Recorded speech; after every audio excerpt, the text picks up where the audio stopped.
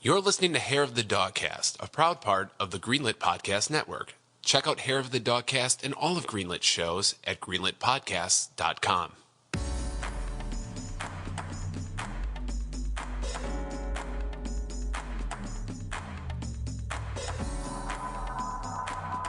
Hey everybody, welcome to episode 65. It's a live edition of Hair of the Dogcast coming at you live from the Dogcast studio in beautiful Milwaukee, Wisconsin. Walker's Point. Walker's Point, that's right. I'm joined by almost the entire dog crew, minus one Josh. Mm-hmm. Who's with here? Who's with Hair? Everyone but Josh. Yes. It's still alive and kicking game company Dylan Co. Dylan Company, yeah. I that was off the top of my head. Dylan Company. What do you think? Like Dylan. Oh shit. And your favorite band, Brad Company, instead of Bad Company. Yes. Yeah, I get it. Paul Rogers. I couldn't name a song by them, but yes. Bad Company. It's Brad. I'm Brad. I'm here. Hey, Dylan, Brad, welcome to the Dogcast. Are you ready to do some primo dogcasting today? Because what is the Dogcast about? I've been wondering that for 65 episodes. Video games and beer? And beer and video games. I gave you a fucking layup. No, whatever, man. No, Tom's not good at basketball. We know this. I think he'd probably be the best at basketball. But you are right, Brad. Haha. I was doing the rope-a-dope. I totally knew it. And yes, Hair of the Dogcast is about video games and beer video games. We drink the real live beer on this podcast. Mr. Brad. Tom doesn't want too much today, he said. Tom wants like a third of what we have. That's what he said. 1/3. You guys are getting fucked up. I am not getting fucked up. And I am going to sit here and laugh as the world burns. This is Blonde Ambition from Surly Brewing out of the Twin Cities. It is a Doppel Heller Bock, and it's aged on hickory honeycombs. That's interesting. It says it's Heller good. Hickory honeycombs? Hickory honeycombs. Fabulous. I don't know. It's hickory honeycomb. I love like a Bock, and I love honey. Thank you, Brad. Sounded interesting. Let's try this out. I'm interested. That's great. That's really good. Mm-hmm. It's very front facing. The first thing I noticed was the smell. Yeah. It's how would you describe that? Almost sweet, a little bit rich. It is definitely it has a lot of body to it for sure. It's got a malty mouthfeel for how light the beer looks too. Oh God. Yeah. All the mouth feels. A little heavy, yeah. That's good. It truly is delicious. Canned bread. Very tasty. Thanks, Brad. Yeah. That's really good. Thanks for the Bock, dude. So today is a special day. Every day is a special day when we're together. It is true, but today's an even more special of a day because we are recording on a birthday, a very important birthday. I don't have Facebook. Congratulations, Dylan. It's not my Happy birthday. It's not my birthday. If you had social media, you would have got the little notification. It's your birthday. That it was my birthday? Yeah. That's absolutely Just kidding. No. I don't know whose birthday we're talking about. The Nintendo Switch officially turns 3 today. Oh, happy birthday, Nintendo I'm sure Switch. JP is having a rager at Switch Mania. Man. Yeah. Somebody better go find out if he's still alive. I've said it once. I'll say it again. I think the Switch might be my favorite video game console of all time. So I was going to ask you guys your memory of playing the Switch for the first time. Were you day one getters of the Switch? No. Do you remember your first taking it out of the box? It was pretty wild. Charging her up? Mine was probably June of that year because they were impossible to find for a while, as with most Nintendo products. I remember getting it early June. I remember because I was hunting them in stores. You can't just call a place because they didn't want people to swarm. But what you would do is I would walk into back when Milwaukee still had a Toys R Us. I would walk in there while I was doing Lyft and Uber full time. And I walked in one day and I'm like, man, they're probably not going to have it. And I'm walking over to the video game section. I'm like, oh. And I'm like, oh. The light shone down from heaven. Like, oh. And then I walk over to the attendant. He's like a 50-year-old man. Was this your hookup for the Amiibos in town? Because I know you said you had a hookup. Yeah, I did have a hookup for Amiibos, especially early on. That guy got fired, though. Oh, dude, that always... This was after the big Amiibo craze, though. So I talked to this old man, and I'm like, is that real? Oh, man. I literally said, is that real? Is that real? And he's like, is there something in that box? And he's like, and I said, you're not kidding me, right? You've actually got the fucking thing? He's like, yeah. And I'm like, I'll have one right now. And then he's like, okay. And I'm just I'm kind of walking behind him, clapping like a little fucking gremlin. And he goes and he gets it. And I'm like, hell yeah, now I'm finally a gamer. What games did you get first day? So Originally, I was like, I don't know how much money I have in my bank account. So I looked at it and I said, oh, yes, I've got enough. And so I got Breath of the Wild first thing. And I was like, that's fine. Bought the that's Pro I said, controller. I said, that's fine for right now. That's fine for right now. It's fine. And then I go home. I pop in Breath of the Wild. And, of course, I'm impressed as all get out because that little screen, especially at the time, it blows you the hell away. How can you pass up 1-2 Switch, Dylan? The cartridge? Yeah. The little cartridge? Talk to me that about flipped me out. I also got Snipper Clips. Oh, online. yes. That's a fabulous game still, by the way. I always wanted to Especially, play that one. This is one of the ones I wanted to bring up during the Valentine's Day episode, but it completely, I spaced on it. So I just couldn't remember. But that game is super fun. I downloaded something else, too. I was less impressed with that. I don't even remember what it is. It's not on my Switch. So basically, you downloaded all these games and then just ended up playing Breath of the Wild the whole time. That same day, I was picking up Allie from work, and I was like, can I just... I just stopped in the Walmart, and I'm like, Mario Kart 8 Deluxe. I have to own this because I still missed it from my Wii U days. Sure. Yeah, I love the Switch. It's fantastic. Still impresses me. I played a little bit of The Witcher 3 on it. It actually runs really well, and it looks pretty damn good. I'm not sure how they do it, but it's great. Did they just incorporated cloud saves so you can play it on Steam or GOG? You can switch between them, yeah. Yeah, I think that's awesome. But I like, I mean, that's a game you can start over and over, in my opinion. It's really good. You can, but so many people it's do. only 800 hours long Only. to do the side quests, but... Well, my first playthrough with all the content was about 250 hours. Okay. Sorry, I was a little bit off. A little bit. My bad. Maybe Brett, by a third. Yeah. how was your Switch day?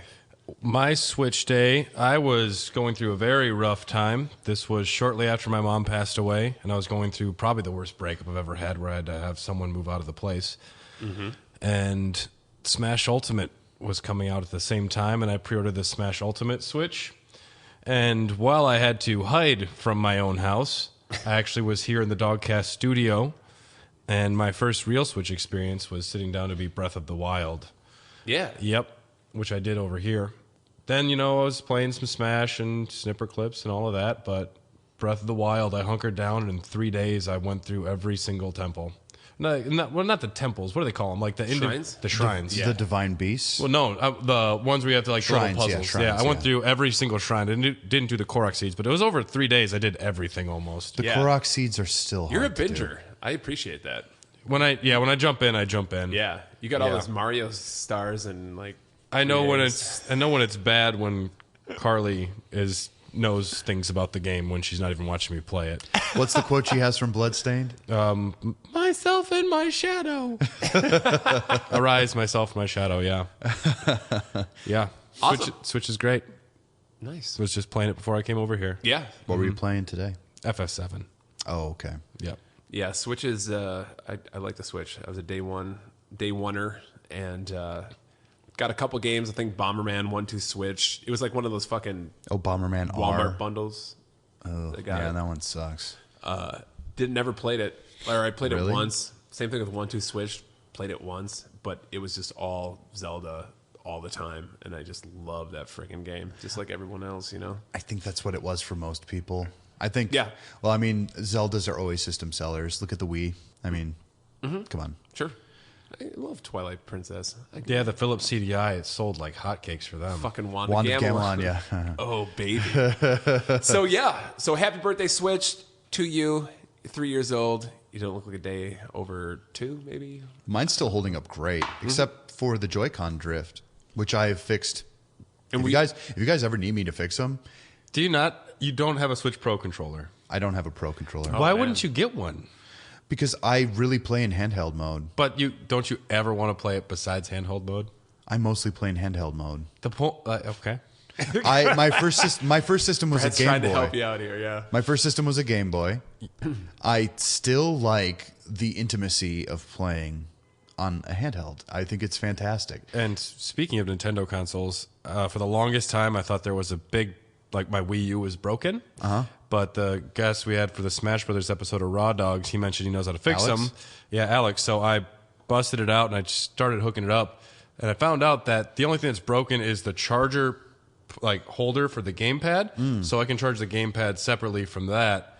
And the Wii U works fine. I hooked it up and played some Donkey Kong Tropical Freeze last night. Oh, legit. I love the Wii U. The Wii U is really great. Underrated. Yeah. Soon to be obsolete though. As far as like a console's number of games and the like quality over quantity, The ratio is the ratio is absurd for the Wii U. It is. Yeah. There are some real charmers on that. No one had it, but I'm still waiting for Pikmin 3 to come out on the Switch because did you ever play Pikmin 3, Brad? I never played Pikmin 1 or 2. Me neither. The Never Pikmin played games. Pikmin game. I hate Olimar and Smash Brothers. I know that much. They are right up my alley, man. They are right there. They're so good. You just like commanding hordes of Little nondescript beasts, little throwing things. them to die based on my will. Yes, I love it. Experience. That's awesome. Yeah, I keep contemplating busting out the Wii U. I almost did it last weekend. What are we going to play? I wanted to play Mario Kart, to be honest with you. They have it on the Switch.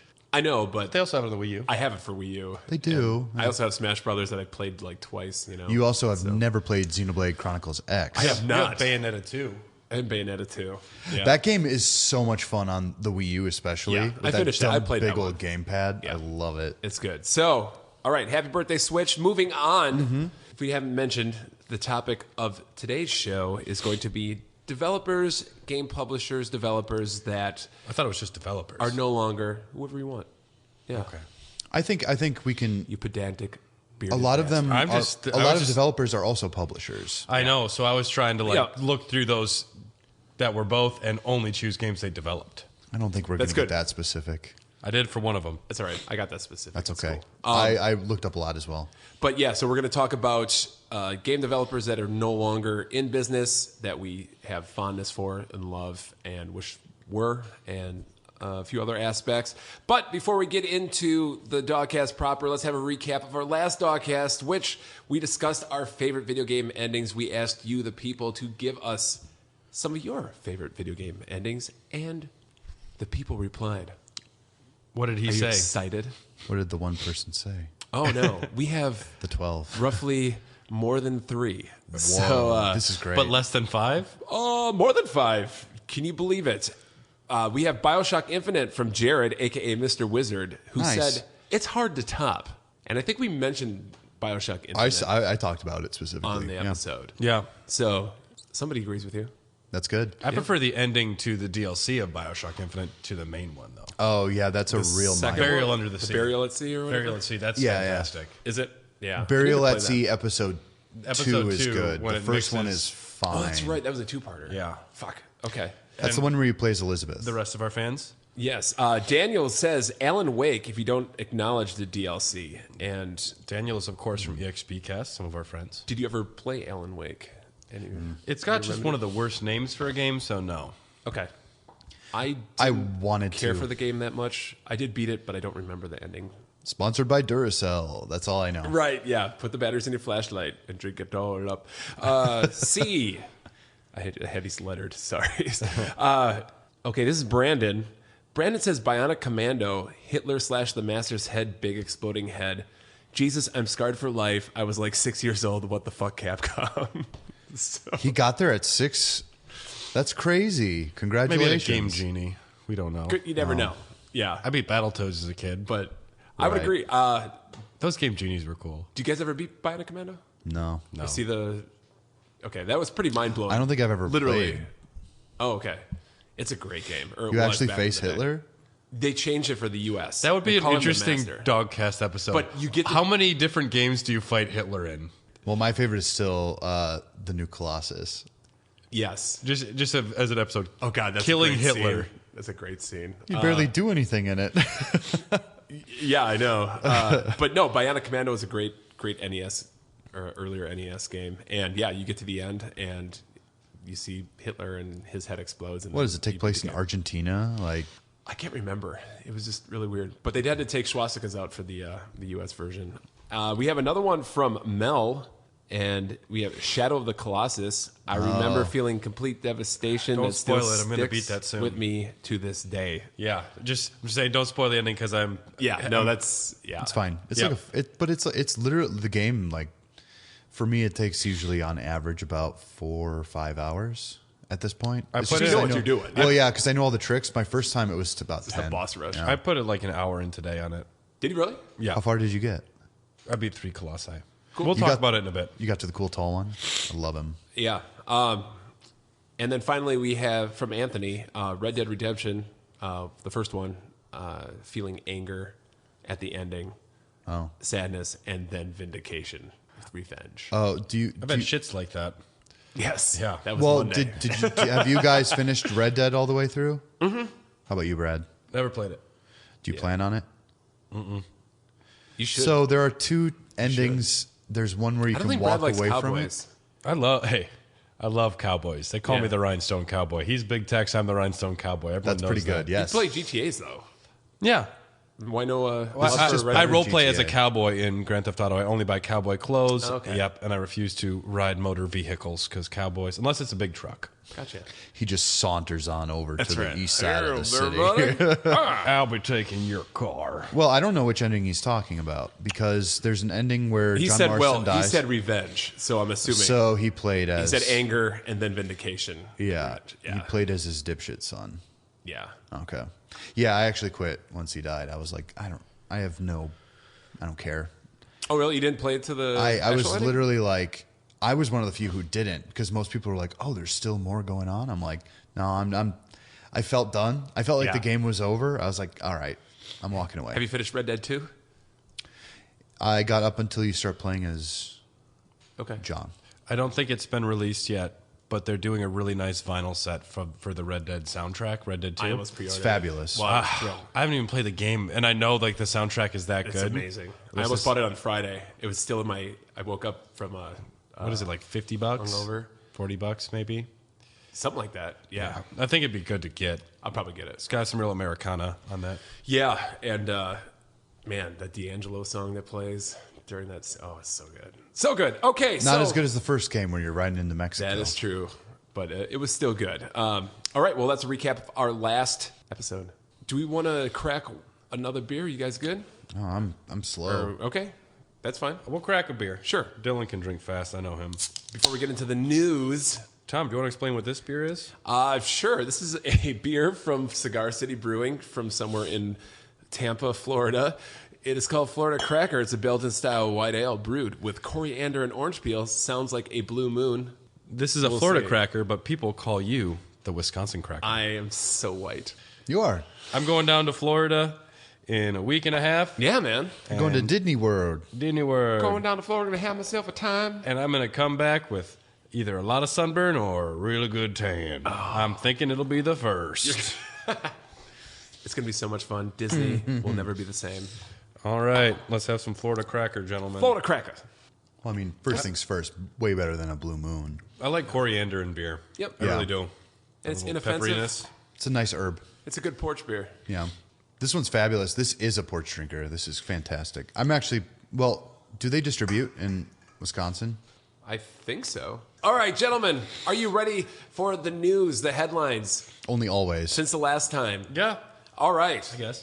As the coronavirus, you've heard of this? The coronavirus? Yeah. Is this like the T virus? Yes. Yes. Okay. Then I am familiar. This is Specifically. the new Resident Evil virus you're talking about. Yes, it's the Las Plagas. It's more like the Reno. No este escape. Yeah. So as the coronavirus seems to continue, Everyone's pulling out. That's what you're talking about, right? everyone's well, you always got to pull out. That's what they tell you. So the saga continues, right? It's continuing to affect the world, and so too is it continuing to affect the video game world. Most Well, it's here now. specifically, it is. It's on our soil. It's in Chicago. It is invaded. So particularly with regard to some of these recent video game events, we're talking about PAX East, where many publishers recently pulled out of. That took place this last weekend. Yeah. Sony, Capcom, Facebook, CD Projekt Red. A lot of other companies chose not to attend. This even prompted, I think, the mayor of Boston, Marty Walsh, to kind of write a letter to Sony saying, Get the hell out of here. hey, don't do that. This, sends a bad message to people. You won't get it here. And, Also, just traveling internationally will spread things. yeah. Sorry, Mr. Boston Mayor. I'm going to Disney World. I'm like, I don't know about this one, guys. Right. So Sony was with you. Sony did not attend, but PAX still went on. Yeah, my buddy J Hobbs is there. Well, he is still alive. Well, all the kids in Japan, they don't have to go to school for like 2 months. Recently. Oh my God, I haven't talked to him recently. J Hobbs, I hope you're okay. Okay, Reach out to us, buddy. But on a slightly more significant note, it was just announced that this year's Game Development Conference, or GDC, it was scheduled to take place in San Francisco this month of March. It has been postponed until an undetermined date in the summer. Many major companies, your Sony, Microsoft, again, Amazon, Facebook, and more, they'd already notified GDC that they weren't going to attend. But this one's a bit more significant compared to PAX because this is an primarily industry-focused event. Yeah. So traditionally, a lot of deals, a lot of business goes down here. For instance, this is where a lot of the indie game developers go to seek funding or publishing deals for the games they've been working on, the games that they've been mortgaging their houses, dipping into their savings, their parents' savings, to finance. This is their chance to it's their Sundance. They go all in. Not every indie developer, but this is your chance to impress. It's a big showcase for them. Yeah. It is. So this takes away that opportunity for them, especially ones that are financially strapped. And, while GDC is refunding the cost of attendance, in many instances, previously booked travel accommodations, airfare, whatever, unable to be refunded for these folks, which also creates a financial burden, a hardship. So, as a result, there are a group of folks at GDC who have been nice enough to start kind of a pool of money. I think it was called the GDC Relief Fund, where those poor gamers, these people. Forget the koalas in Australia. What about our gamers? Yeah. So just kind of like pool out, some of the money to kind of help offset that. I think I still find that, we can make fun of it all we want, but I still think that's pretty noble. I think a lot of people, this is for them, especially like, I'm not the richest man on fucking planet Earth.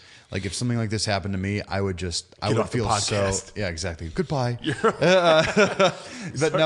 But if something like this happened to me, it would put a significant dent in what I had saved up.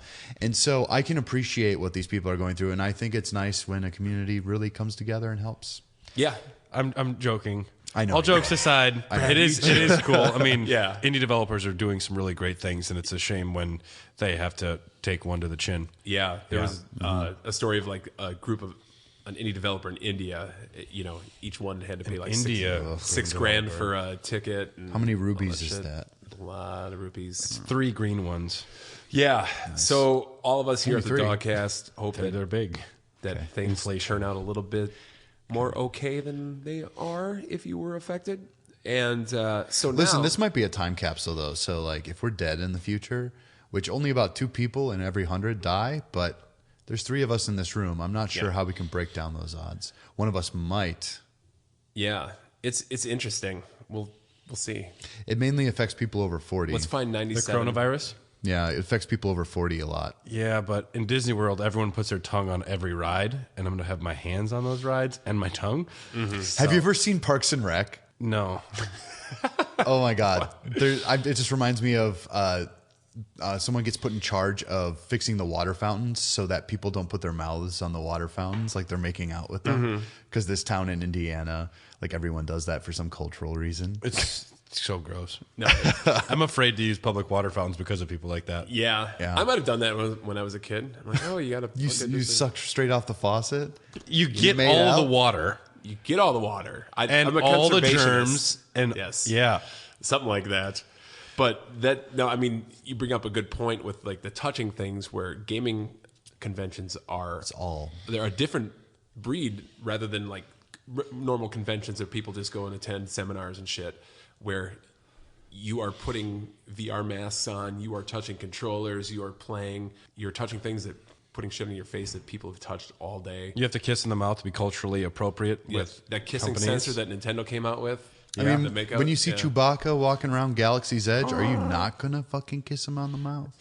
Anyway, so Dingleberries. so right now that means all eyes are kind of on E3 because E3's gonna. It's done. E3's done. It's done. After everything I've over. heard about what's going on. well, as of yesterday, E3 came out with a statement and said they don't have any current plans to cancel. And They're about to declare this thing a pandemic within probably 2 weeks. It's done. Is this a Dylan prediction? This is the Dylan experience. I've got something to add after this quote. According to a statement from the ESA given to Vice Games, this is from the ESA, everyone is watching the situation very closely. We will continue to be vigilant as our first priority is the health, wellness, and safety of all our exhibitors and attendees. Given what we know at this time, we are moving ahead full speed with E3 2020 planning. Exhibit and registration sales are on track for an exciting show in June. I wonder if anyone's making an indie game about the spread of the coronavirus. Probably. That could be a good cool. meta Like game. a nice $2.99 Switch arcade game. Yeah. So I said, we'll see how that Plague Inc. There you go. already exists. we'll see how that The turns coronavirus out. expansion.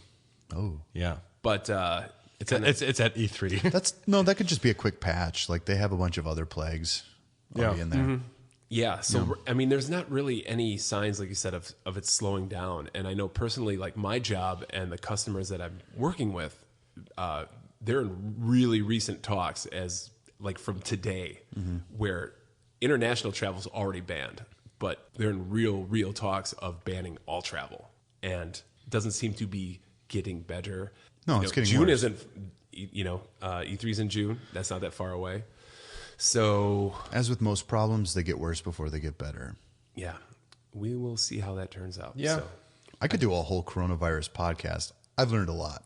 Well, I'm going to wash my hands a lot on my trip, and then I'm never leaving once I get back. But yeah. Hopefully they'll let you back into the States. what if they don't let me out of Disney World? They're like, there was a virus. We found it in here. Dude. Nobody can leave Disney World. Right. They back up a cruise ship, so you have to stay on it for 14 Your days. greatest dream and your worst nightmare. I noticed that there was one of the rides, like one of the cruise, not like one of those boat rides you do. That's part of the the amusement park stuff. It sank. It sank slowly. They were able to get everyone off over the course of like an hour and a half. But I'm like, that's great. You hear about rides breaking and killing people, but that's so far in between. Yeah. But Well, Brad, you've already got the beard. You could just become the king of Thunder Mountain. Dude, it turns into an Apocalypse Now type scenario where dude. I have the cure for the coronavirus on Thunder Mountain. I own the train. What would be the worst part of any of the Disney parks to be stuck in? Oh, for Tom 14 Sawyer days? Island. I know the best one to be stuck in would be Epcot because you can just drink around the world. I'm fucking pumped for Epcot now as an adult. When I was 12, it sucked. This is going to be Brad's day. We'll never see him again. Yeah. Carly's just going to be... He becomes an animatronic. It's a small world. If you were stuck in that on repeat, that would be the worst place in the world. It'd be like the Donner Party. People just fucking eating each Yeah. other after a while. No, it's not. I would break those animatronics. Yeah. And another thing, I was listening to the Kotaku podcast, Split Screen, and Jason Schreier brought up an interesting take on this as well, the whole coronavirus deal. He said that, so much of the game development nowadays is outsourced to China. Like even the big companies, your Call of Duties, Activision's, Naughty Dogs. Especially debugging and stuff like that. Shit like that, or people build multiplayer maps or even levels, and China's pretty much at a full lockdown right now. So people are unable to go to work, and he was just kind of hypothesizing, how is that going to affect the fall lineup of games? Like, are they going to postpone some of these major releases like Last of Us 2, Call of Duty, or are they going to possibly ship not complete or with less content than they would have? You mean ship more incomplete? Most games are incomplete. These days, right. But, They just send out the week 2. We'll work on it, but just play this for now. And you usually deal with it. Yep. I paid money for it. It's like it's done. Yeah. Anthem is getting better. It's getting better now, guys. Yeah, Anthem's a good one. Well, I'm mostly intrigued by just how, well, first of all, nobody's educating the public on this virus, and all they're doing is stoking fear.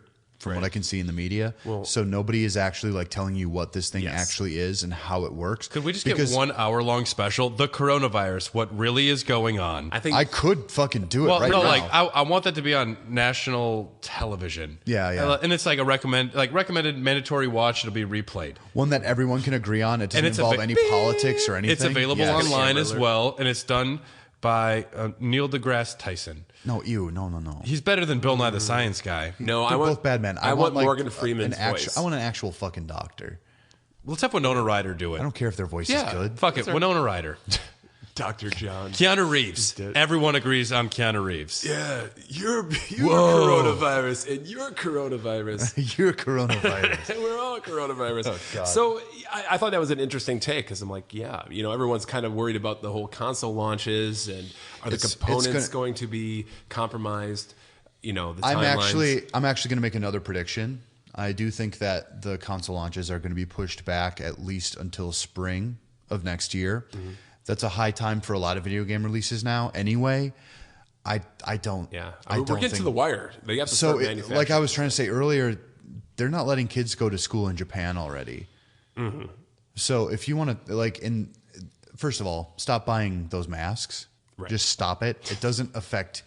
It basically keeps you from getting other people sick. It doesn't stop you from getting sick. So just stop buying the masks. Yes, and they said it creates a shortage.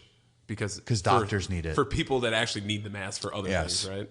Yes. So stop it. Yeah, this has been your Surgeon General, Dylan, speaking. I'm the Surgeon General of the podcast. Surgeon, you are. I mean, I do carry around a scalpel. That's for sure. Yeah.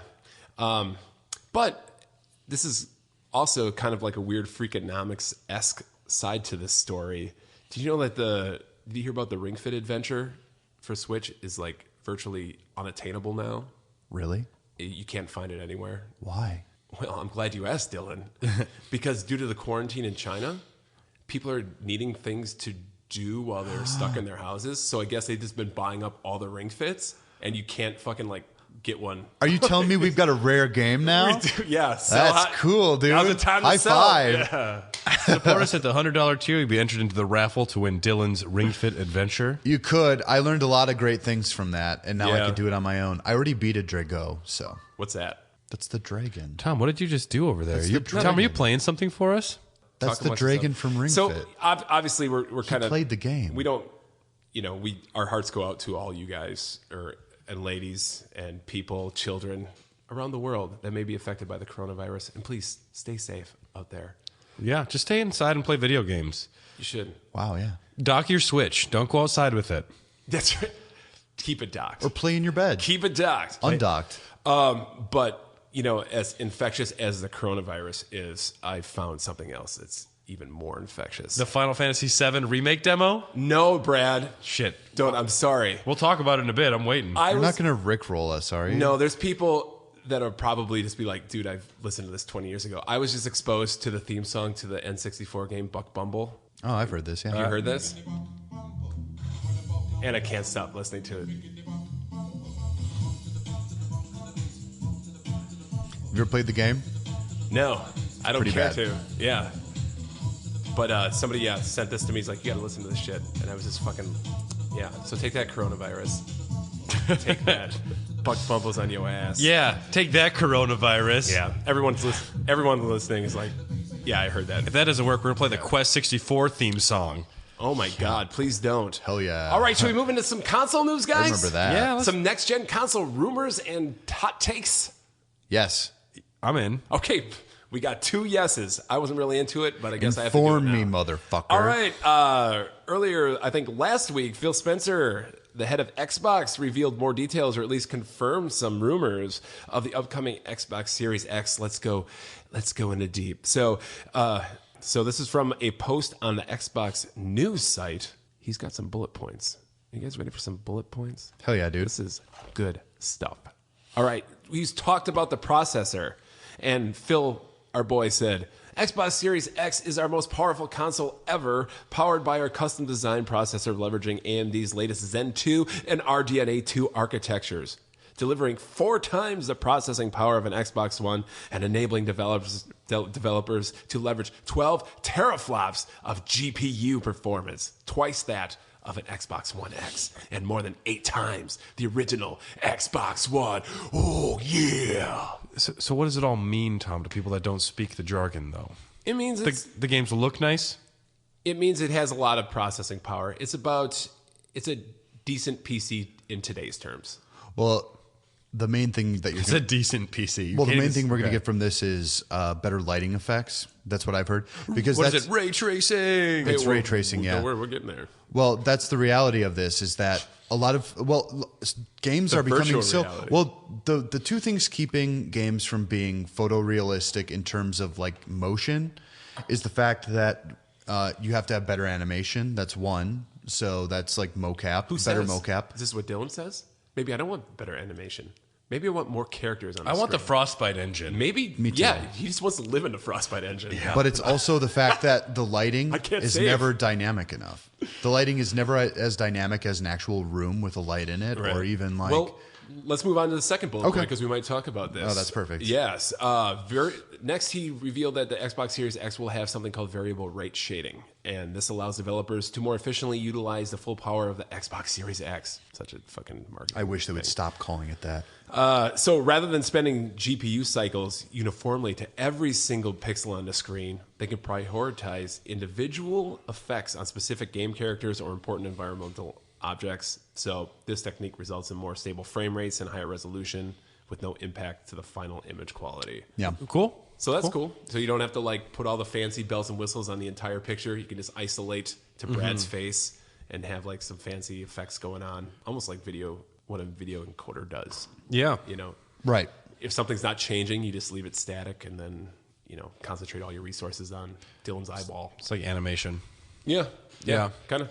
So I thought that was actually, I think that's a pretty cool. Did they talk anything about how much blast processing is going to have? So much. Dude. It'll be a blast. It's going to be crazy. And then moving on to ray tracing, the next thing you mentioned was hardware accelerated DirectX ray tracing. Yeah, it's going to have, Well, my main concern is that we've been for a while now. We've been entering generation. Well, the last generation we entered. So like PlayStation 3 to PlayStation 4, Xbox 360 to Xbox One. This was more of a small shift than people actually wanted then.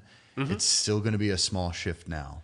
I think buying one of these things is going to be more of an investment, and that's waiting for developers to actually make something that's really going to wow people. And I think Xbox has the right idea when they say that we're going to have all of our games from that first year still be on the Xbox One. I think that's an important choice. You know what? These are all great things for the Xbox. They need to have some killer fucking exclusives, which I don't think they're going to have a lot of, if any. They don't need to if they have Game Pass. They're already winning in my book if they have Game Pass. They will have Game Pass. It's already done. You've got a complete catalog of video games for free that aren't like time exclusive based on whether or not you downloaded them from the PlayStation Store. But I'm going to get both of these consoles eventually. Right.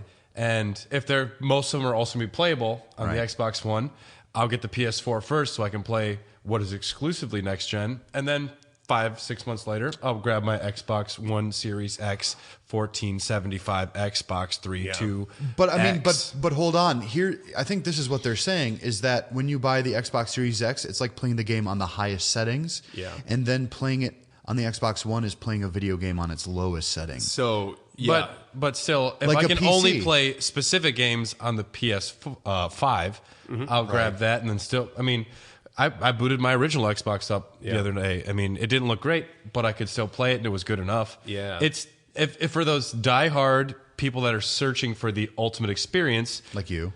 not me. I mean, that's not me. I'm not looking for the highest graphical fidelity. I'm one man who can only afford to have one new console at a time. Right. I'll get to the Xbox eventually, but as far as, I mean, your average consumer, to me, I'd rather get something that's going to be playing those exclusives and then get the Xbox later. I just need to know what those exclusives are. The PS4 will have them, though. PS5. Yeah, whatever. Sony did come out, I think it was last week, or maybe right after we recorded. I need to know what they are, and I need to know what I'm into. So Sony came out and said they will also not have exclusives for the first year. Yeah. So, Oh, really? So they will be PS4 or PS5 first party. So This is how they have to do it, that though. doesn't mean that third parties, can do whatever they want. Well, the truth is that they're becoming more and more like PCs. Yeah.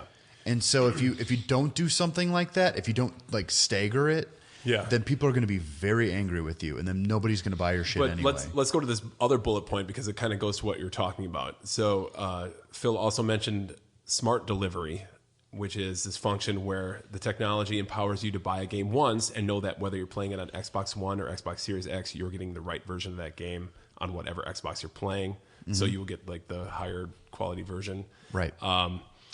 He said, we're making the commitment to use smart delivery on all of our exclusive Xbox Game Studios titles, including Halo Infinite, ensuring you only have to purchase a title once in order to play the best available version for whichever Xbox console they choose to play on. The tech is they said the tech is available to all developers, but it is also opt-in. So they're not forcing, Ubisoft to, not charge you another fucking $50 to play the Xbox Series X version of like Assassin's Creed Vikings, So we can safely say that games, even in the next generation, are going to cost about $60. I'm thinking 70. They have to go up. But so if I bought Halo Infinite for my Xbox One and it was $60, It'll be on Game Pass, so you don't have to buy it. but if I bought it for $60 in the Xbox One and now I have an Xbox Series X, but I link my account, I got it for $60. Yeah, right. Yeah. So this means I think they're explicitly almost stating that these are going to stay at about $60 unless you're buying, your like limited.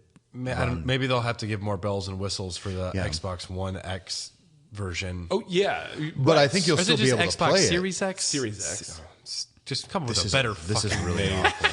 But okay, so they said Really third parties opt in, but CD Projekt Red is one that actually came out and said that they believe that you should. They also believe you should never have to pay for the same game twice. So Cyberpunk 2077 is going to incorporate this. Then so why you have buy I it bought The Witcher 3 times? That's what I want to So know. will I be able to play Skyrim on there, or do I have to buy it again? That's really what it's I will coming never down buy to. Skyrim again. I'll buy it fucking again. I don't give a shit. There's no way Bethesda's fucking going to go with this at all. Yeah, so you're going to be paying. Does the Xbox Series X, is that going to have, how much backwards compatibility is that going to feature? It's going to be they said everything that's currently backwards compatible On the, from going from OG Xbox to. There are quite a few titles. Are the 360 and the OG Xbox games that are playable on the Xbox One, are they just being emulated though, right? No, No? they're running them. It depends. Like, Well, so they basically have to put it through. I guess you're right. It is. I think they're being emulated. kind of, yeah. It is technically because I played Fusion Frenzy, which is a game. You have to download a Which is great. I love Fusion It's Frenzy. still a fun game. That sumo ball game. That's fun. My favorite is when we have to jump over the blades. Yeah, that one's not bad either. You end up downloading a wrapper of the Xbox 360 dashboard. When you play those games, so it boosts. So up they're like an basically Xbox like in the 360. same way that the Wii U could run Wii games, but you have to go basically into a Wii hard drive in order to run it. But then It's the same thing with But like there are- Xbox One and 360 because I've been playing Rare Replay, and if I was playing like Banjo-Kazooie, it'll boot me into Xbox 360. Yeah. right. Yep. Then there are instances, though, of games like Red Dead Redemption for the backwards compatibility, where it's actually a better version of the game. You can actually play it in 4K. It's Yeah. like the only place you can get Right, 4K. Or right. Oblivion looks fucking amazing. Yeah. It does. Even Morrowind looks really great. Have you? Oh, I haven't. booted Yeah, that up I actually yet. bought Morrowind just to give it a try on the Yeah. Xbox One. It looks fantastic. That's awesome. Yeah, And, like, it- Jade Empire the other day, I was like, holy shit. The upgraded version. What is the status for? There's been rumors that I've heard so far about the backwards compatibility for the PlayStation 5 featuring complete BC, and I'm wondering, is that? That's their way to win. I mean, is that really what they're going to do though? Can I take any PlayStation 1 game and put it in that thing? That's a really lofty. No, now hold You can do hold it on. in the PS Fat. Now hold on. PS3 Fat. The PS3, even the regular one, could still run PlayStation 1 games. The original PS3, the first model. No. They My did, Slim, they did some emulation, No, my Slim can play any PlayStation 1 game. but the Slim didn't have the actual PS1 You can't play No, you brain. can't play PS2. You can play PS1 Okay. because one's a CD and one's a DVD. But the first, iteration Yes. of the PS3, you could play both. Right. Yes. That's No, what I'm saying. the If first I want iteration. I'm really banking on the PS5 being able to do. If it can do all of it, I'm in automatically. I'm pretty sure that Sony's holding back on that one. I'm pretty sure they're going to come out and say, like, if they have to put a cell processor in that thing, Well, to do get you remember- PS3 to be backwards compatible. I was considering buying a RetroTink 2X as well as an M cable to hook up my fucking PS2. a retro what? A RetroTink 2X. I'll watch the Metal Jesus Oh, it's like Rocks an video. HDMI? It's an upscaler Yeah. that'll take your component cables or whatever you got Yep. and or Adam Corlick. You know what's great? Is just sending a Facebook message to my buddy Adam and say, "How do I do this?" He's like, "Well, you got $230."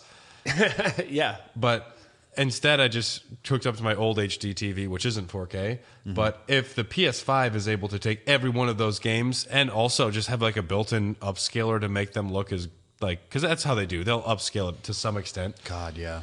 That would be great if I can just put in, Legend of Dragoon or Yeah. Crash Bash, which I'm never going to buy again. But if I could put them in there since I already own them, that'd be cool. Yeah. I think you'll be fine for PS1 games for sure. It's just the PS3 thing that's the wild card, but I think they're going to save that for like a convention, a press conference bomb. Just be like, and now you can play every generation of PlayStation. And it plays Xbox One games. Yeah, take that. Fuck that. I'm actually going to put it. I don't actually think it's going to Microsoft work would that probably way. be okay with that. Like, yeah. I don't think it's Buy going to our work that games. way because, especially during the PS3 era, we still had what Brad was saying, like incomplete games. So I'm thinking that these are going to roll out slowly, much in the same way that Nintendo on their online shit, they're not releasing every NES game or every Super NES game. They're rolling them out slowly, and I think that's for a very specific purpose. Because if I don't know, DMC, the Devil May Cry reboot that never stuck. Like, if I tried to put that into my game new sucked. PS5, Is that emo fucking Dante? Yep. first of all, they're all emo. Let's just One put is that out. way mean- more emo. Yeah. DMC was very good. I've been defending this thing from the start. Poor thing. How much more news do we got? Oh, baby. We got some. Yeah. Do you want to take a beer break or do you want to? Yeah, let's open a beer. Yeah, let's do it. Dylan, what beer do we got here? Right now, we have a Stone Cool. Fear Crazy. Movie Lions double IPA. It's an interesting name. Fear Movie Lions. I don't know where that comes from. Unfiltered double IPA. I mean, for centuries, gargoyles have been attributed with the power to ward off evil spirits. This seems more like just a generic explanation of the brewery, though. This also doesn't explain the Fear period movie period Lions. It's an unfiltered double IPA. Real. From Stone Brewing. Comfortable jeans. Real comfortable. Thanks, Jeans. Brad. Lee Let's hear it. jeans. His. I've already had. Smells some. great. Yeah. That's all right. Stone makes great IPAs. I like Stone. Yeah. That's solid. That's good. So I got one more bullet point here, and that was the whole like quick resume functionality. I think we mentioned this. Running like 5 games at once. Which so I you think, can, like, pop that's in and out. that's cool. I need Yeah, 2 at even- most, but it's cool. Yeah. 2 at most. That's exactly what I was thinking. Yeah. It's even if you power down your console, it will still. It's resume. it's nice with FF7 on the Switch. I save it, but I also just like turn on sleep mode, and then I don't have to turn the game on, load the save. I just like turn it back on. You're there. Right Yes. Switch does that fucking great. there. Yeah. Well, a Switch never turns off unless you let the power run out. Yeah. Yes. I mean, for my Xbox, sometimes I'm not sure why I'm that just like- functionality exists for the Switch especially, but I appreciate it. I do too. But Like, if there was 5 games doing that, by the time I get back to that 5th game, I'll be like, Right. oh shit, where Yeah. am I?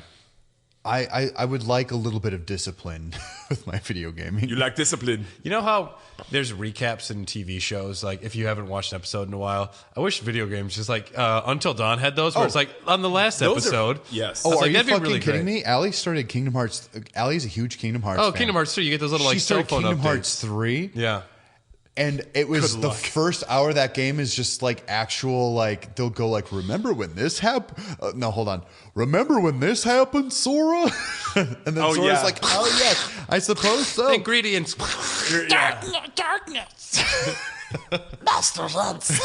Yeah. Oh God. I fucking hate Donald. I'm starting to have some Yeah, PTSD. Josh hates Final Fantasy month. Wait till Kingdom Hearts month comes Oh along. man, He'll be wishing he was playing Final Fantasy. I want him to film himself watching or playing the first part of Kingdom Hearts 2 because that will be insufferable for him. Oh, dude. It was insufferable for me. As long as I'm not in the same room, I can't feel that anger. It's pretty. Yeah, he radiates complete hatred and anger. All right, Yeah. moving on. That was some Xbox news. Let's go to some our good old friends at EA Sports. It's in the game. It's on the disc. We'll cancel your game. It's all on the disc. Yes. Good luck though. $5.99. According to a Kotaku report. They suck. Electronic Arts has canceled yet another Star Wars game that was slated to release alongside next-gen consoles. They're canceling the next trilogy of movies to have that kind of power now. Yes. Yeah, no kidding. The game was codenamed Viking and was to be a spin-off of the Battlefront games and co-developed by EA Vancouver and Criterion, who is best known for the Burnout and Need for Speed series. And the great collections of Blu-ray discs, the Criterion Collection. Love them. Those are really good. Unrelated, but yes. Yes. It's obvious what this game was going to be, to me. It was probably going to be good with some DLC that cost money, but EA didn't want to put more money into it. No, I think what it was going to be was, For Honor, the Ubisoft developed title. I think it was going to be that, but with Star Wars characters or like Jedis. Okay. And it kind of makes sense with like Viking. This is me spitballing. Yeah. Those code names usually do actually end up meaning something, except Dylan. Anaconda. Yeah, Dylan. Scorpio.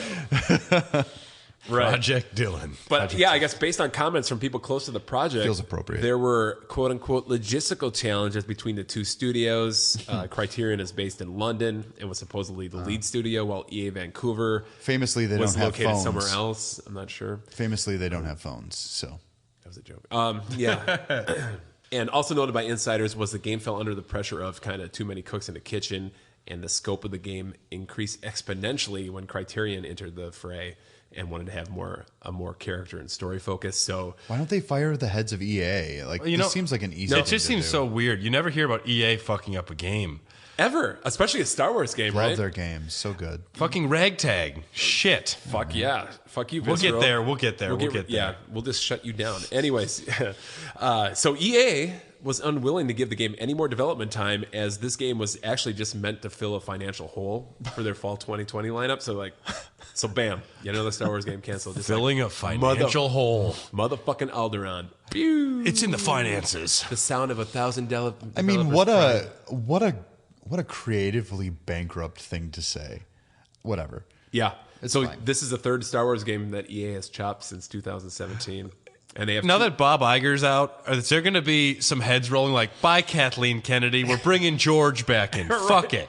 And George is like, I don't know if I want this. You'll do it. There's like a gun to his I think head. George had taken it hard fucking beats. As George to this calls them slave masters at Disney. I bet White George, slavery. No, rumor has it though, George is now going to be associated with the Obi-Wan series. Fair though. George- If they would be gave him some waiting by creative his input, phone. he needs to have someone guiding his creative input that he listens to. I think that'll be easy though. Once they be like, well, listen, George, that sucks. John Favreau should just be in charge of it. Dave Filoni. Or are they Taika Waititi. Sorry, no. I think Taika they're would be actually. great. I think they're actually bring Joss grooming Whedon, bring the people who made the Avengers over. Just bring them over, man. the Russo brothers. You own them Not the all. Russo brothers. They made some of the later Avengers directed films, but the one who oversaw Kevin Feige. Kevin Feige, yes. He Kevin is- Feige, who I meant. No. He is now that for Star Wars. You Is haven't he? heard that? No. That's actually Is official. Kathleen Kennedy out? No. No. She's still like producer. She should supreme. be out, and EA should be out. Who should hold the Star Wars franchise for gaming? I still think it's for gaming. Game-wise. Game-wise? Oh, God. That's a good question, actually. Peter Molyneux. It's going to be the best. It has a dog in it. The lightsaber will slice every which way, and then you'll see the person cut in half in every which way. Yeah. Fuck it, give it to Microsoft. Hey, why not? Have them buy At least it has some exclusives Yeah. That is true. where they would make less money. Though. So apparently EA has Yeah. 2 other Star Wars games in development that are known right now as a sequel to last year's Jedi Fallen Order and some other quote-unquote more unusual project from EA Motive. So We'll see what happens. I really hope it's another Rogue Squadron game. I do like that but question, it's not Brad. gonna I got to happen. think about that, who I want to see. Actually, We don't want EA to have it, but well, obviously, no. yeah. I mean, there's talented folks there, but they're... I'm friends with Trip Hawkins on Facebook. Could he just... He have some sway on that? We could talk to him. We're going to get him on for the 3DO episode. What if he hired Yeah? us? He won't come on. Maybe. We could try. Yeah. Or he could hire us, wink, wink. Or, yeah, he We're could do that. winking. You can't see it, but we're wink, winking. wink, All right, let's move on. We We're yeah. going long. Well, it's all right. We're bringing it home here. News story number 4. More rumors abound for a new Silent Hill game developed by Kojima Productions. Although we had previously mentioned the possibility that tensions between Konami and Mr. Kojima may have started to thaw. If they agree to let Kojima do whatever the fuck he wants, and he goes back there, I'm fine with that. Some He's not gonna say... go back. I think he might. I think that they're going to I think they're going to associate with Kojima Oh Productions. yes, that's what I mean. But like working Guys. with them again would be fine as long as he's given full creative control. Kojima did. Oh yeah, whatever. Go ahead. Jeez, can I... Fine. We have Fine. strong Make up your own... opinions. Yeah. Fucking Tom, go. Some say a recent tweet from the Kojima Productions Twitter account by head of communications Aki Saito contains some deep hints that this is indeed true, and an announcement could happen very soon. As long as it has Norman Reedus. You know it's going to have Norman Reedus. Good. And Monster Energy. So much yeah, it's going to... I'm it's so gonna be the scared. villain. What you have to do though is when you kill the monsters, you siphon off their energy. That's good. You get monster energy. Yep. That fucking sucks. I think that was the premise for Sunset that. Overdrive. Fill up the can. Fill up the can. So in this cryptic tweet, Aki stated, quote unquote, sorry to be silent, everyone. I've been really busy lately. I think I can say more soon about what we're going to do. And the tweet also contained a picture of Saito at his desk holding a pencil above a yellow writing pad, right? So on the pad, the words say next week, right? But if you zoom in closer, you can see the brand of the pencil that he's holding is Pyramid. Plus, Pyramid Head. But also, Pyramid is a really big pencil manufacturer. Plus, since he used the word silent in his tweet, Then he said Hills basically right after. Silent Hill Solid is motherfucking confirmed. Sun Hill Solid. Actually, that would be fucking rad. But no, I guess an announcement's actually... some sort of metalhead. Well, there was an Pyramid interview. Head. There was an interview I read a couple months ago, actually, where Kojima, after he finished Death Stranding, they're like, "What are you doing next?" And he's like, "Oh, I want to make a terrifying game that's going to absolutely destroy people." Well, and Yeah, I mean, that's what he wanted to do before It's he a- got fucking 86. it's a cryptic tweet, but maybe it's just referencing that they're going to be doing something in the vein of that Silent Hill game that they were working on before.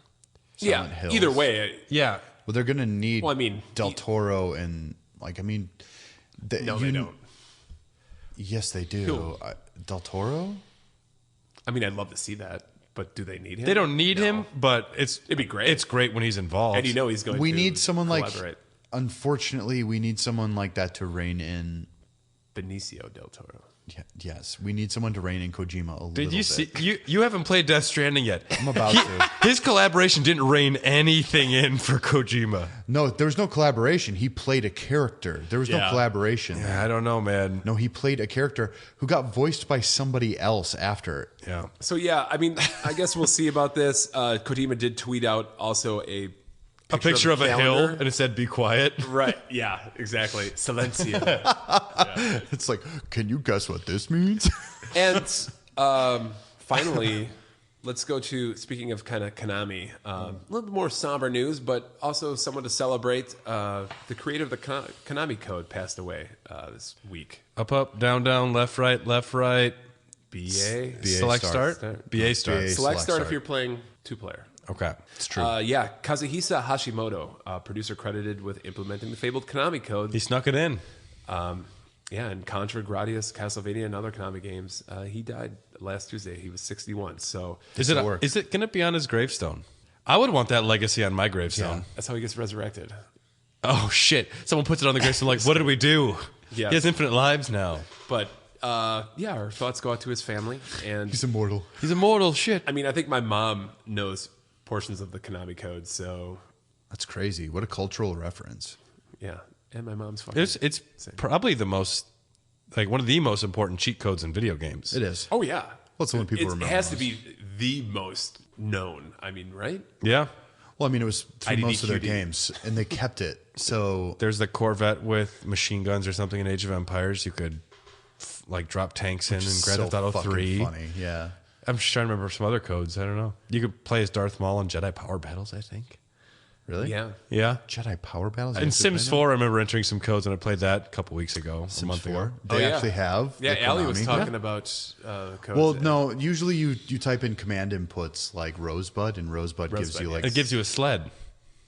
No, it just gives you money because does. Citizen Kane was rich. That was the secret to his past, was Rosebud. Yeah, it's a sled. It was a sled the whole time. Yeah. Do you know that Rosebud, the actual Rosebud, was supposed to be a reference to William Randolph Hearst's mistress, Clitoris? Tom. What else do we got in the news?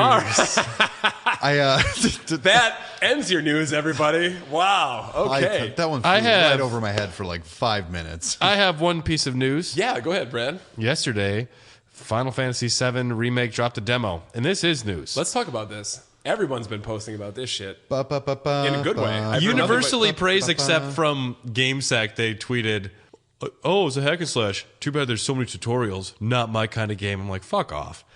but- Oh, Joe. Y'all are just Fuck you, y'all Joe. are just trying to be contrarian because everybody else is praising the game. There is it's the first part of the game, the first like 40 minutes. You're gonna need to know how the gameplay works. Is it a time demo or is it like the first boss or? It's through a certain, you beat a boss and then there's a certain point where you escape the reactor and that's the end of the demo. Have you played it, Dylan? No, I don't own a PS4. Oh, right. Did you play it, Tom? I'm not going to play it. I got my copy. I watched ready a to go. playthrough I mean, of it. I beat it 3 times. Wow.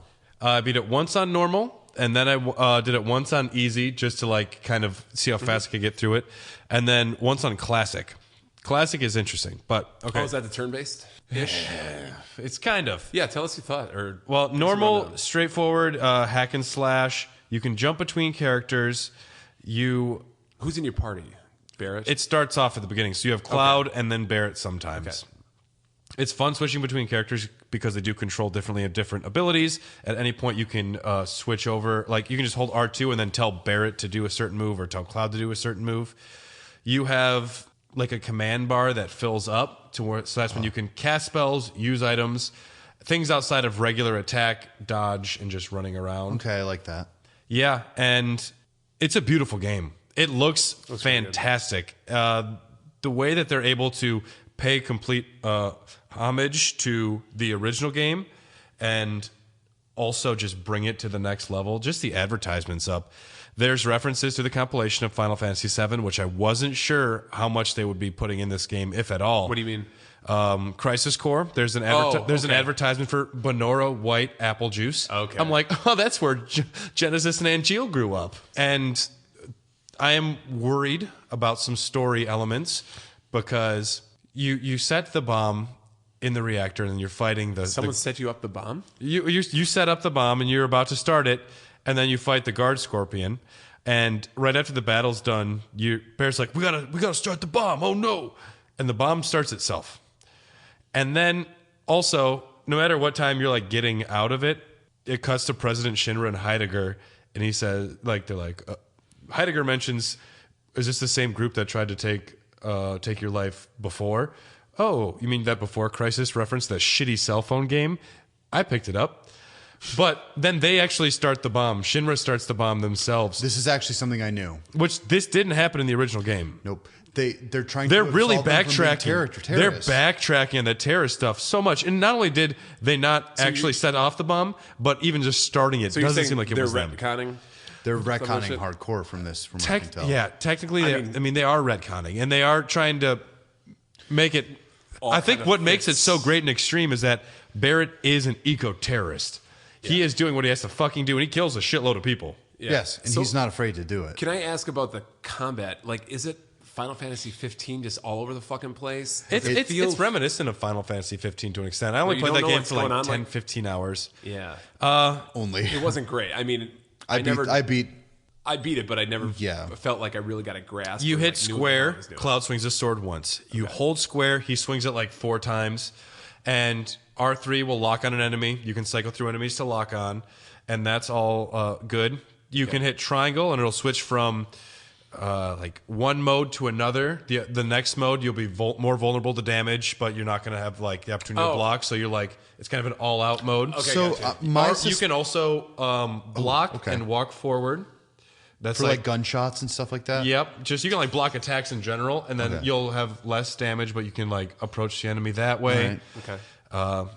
Barrett has a different technique where he is just you hold down to shoot, but if you want to take a break, you can like hit triangle to charge up like a big shot. Oh, which is not his limit break. Big shot. I was gonna say, But my mind is blow. It was great. It was really good. The graphics are fantastic. Right. I This is running off the same engine that Kingdom Hearts 3 is running off of, right? It's got to be. I believe their in-house so. engine. Probably. Well, this also notes, as much as I really do want to play this kind of notes a disturbing trend in what Square Enix is doing in general, and they're samifying their games in a lot of ways. Yeah. I mean, I can see where you're coming from because 15, Kingdom Hearts, 15. Yes. But I think that they're trying to find that nice balance of RPG and action game. It's the same way that first-person shooters are turning into RPGs. Well, I to an just hope extent, it too. Well, I just hope it captures the hardcore RPG audience, because a lot of those guys, they do not care for action. So what's interesting is the classic mode. So the classic mode, it's pitched as your characters will attack and evade and move around the maps by themselves, and you can choose the commands once they're up, like the special attacks. Right. Okay. Which I like. It felt, but it says it's by default set to easy. Okay. So it's very easy, but to me, You still have direct control of Cloud?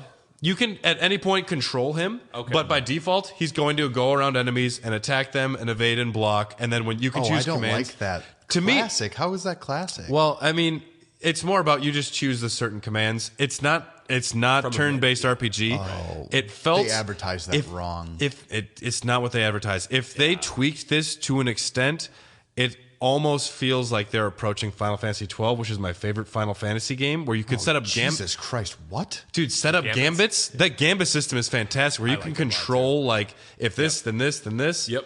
If I understand why it's good. If you can strategize like your own priorities and then make your own audibles, I like otherwise it's keeping you engaged just by hitting square a bunch, but all you're doing, it's like Sora. Sora in Kingdom Hearts, you hit square a fucking bunch. That's all you do. It's and I'd prefer like if they kind of just It's organize themselves, and then I could make calls on when to throw commands in. I enjoyed it quite a bit. It was not challenging enough. If there was an option to do classic on normal difficulty or the higher difficulty, it could be fun.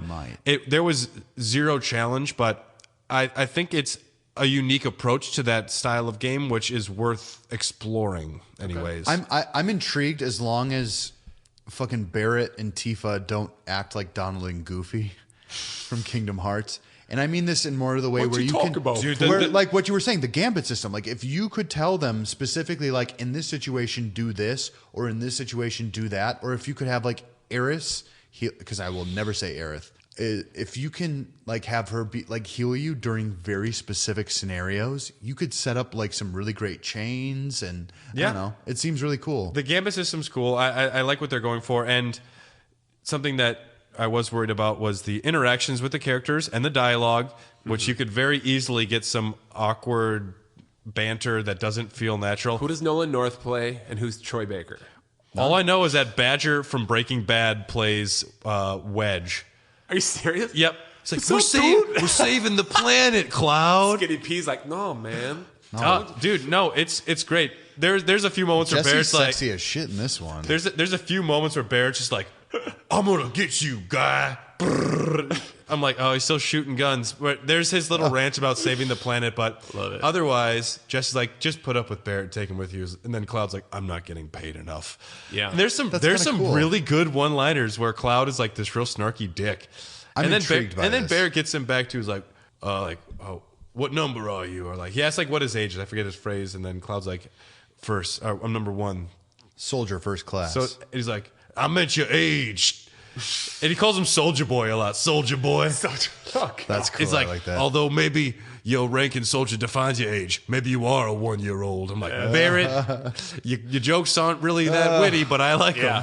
I'm looking forward to playing it. I hope this is the first fucking Square game that they actually have like HDR support, because I was so shocked that fucking Kingdom Hearts 3 didn't have.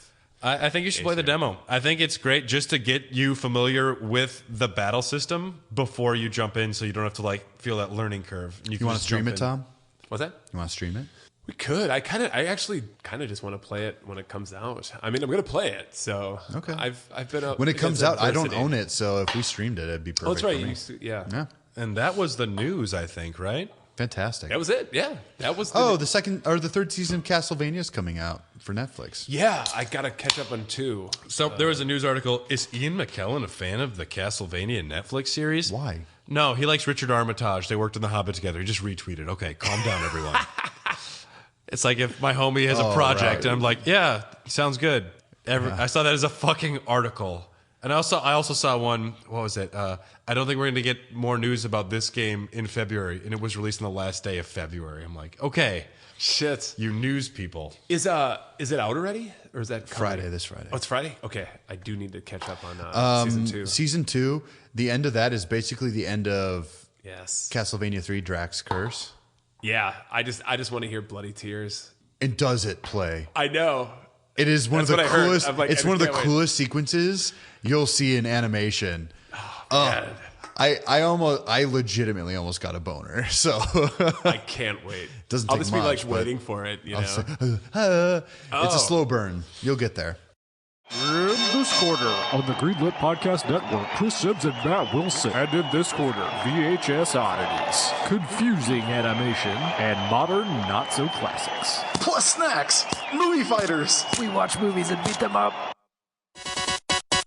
How does Bloodborne stack up against, say, Oregon Trail? And is Bomberman just Lode Runner from a different point of view? Find out on Hardcore Gaming 101's Top Games, where we objectively, definitively, and scientifically rank the games you nominate for our ever-growing list. HG 101's Top Games, twice a week, every week, right here on Greenlit. All right, beer. Brad. Am I talking about this one? Tom, you talk about this. You provided this beer. Okay. I know I had this last night at this place called Eagle Park. I know we talk about it a lot, but I will say it again. There's a reason we talk about this place. It's brewery in Milwaukee.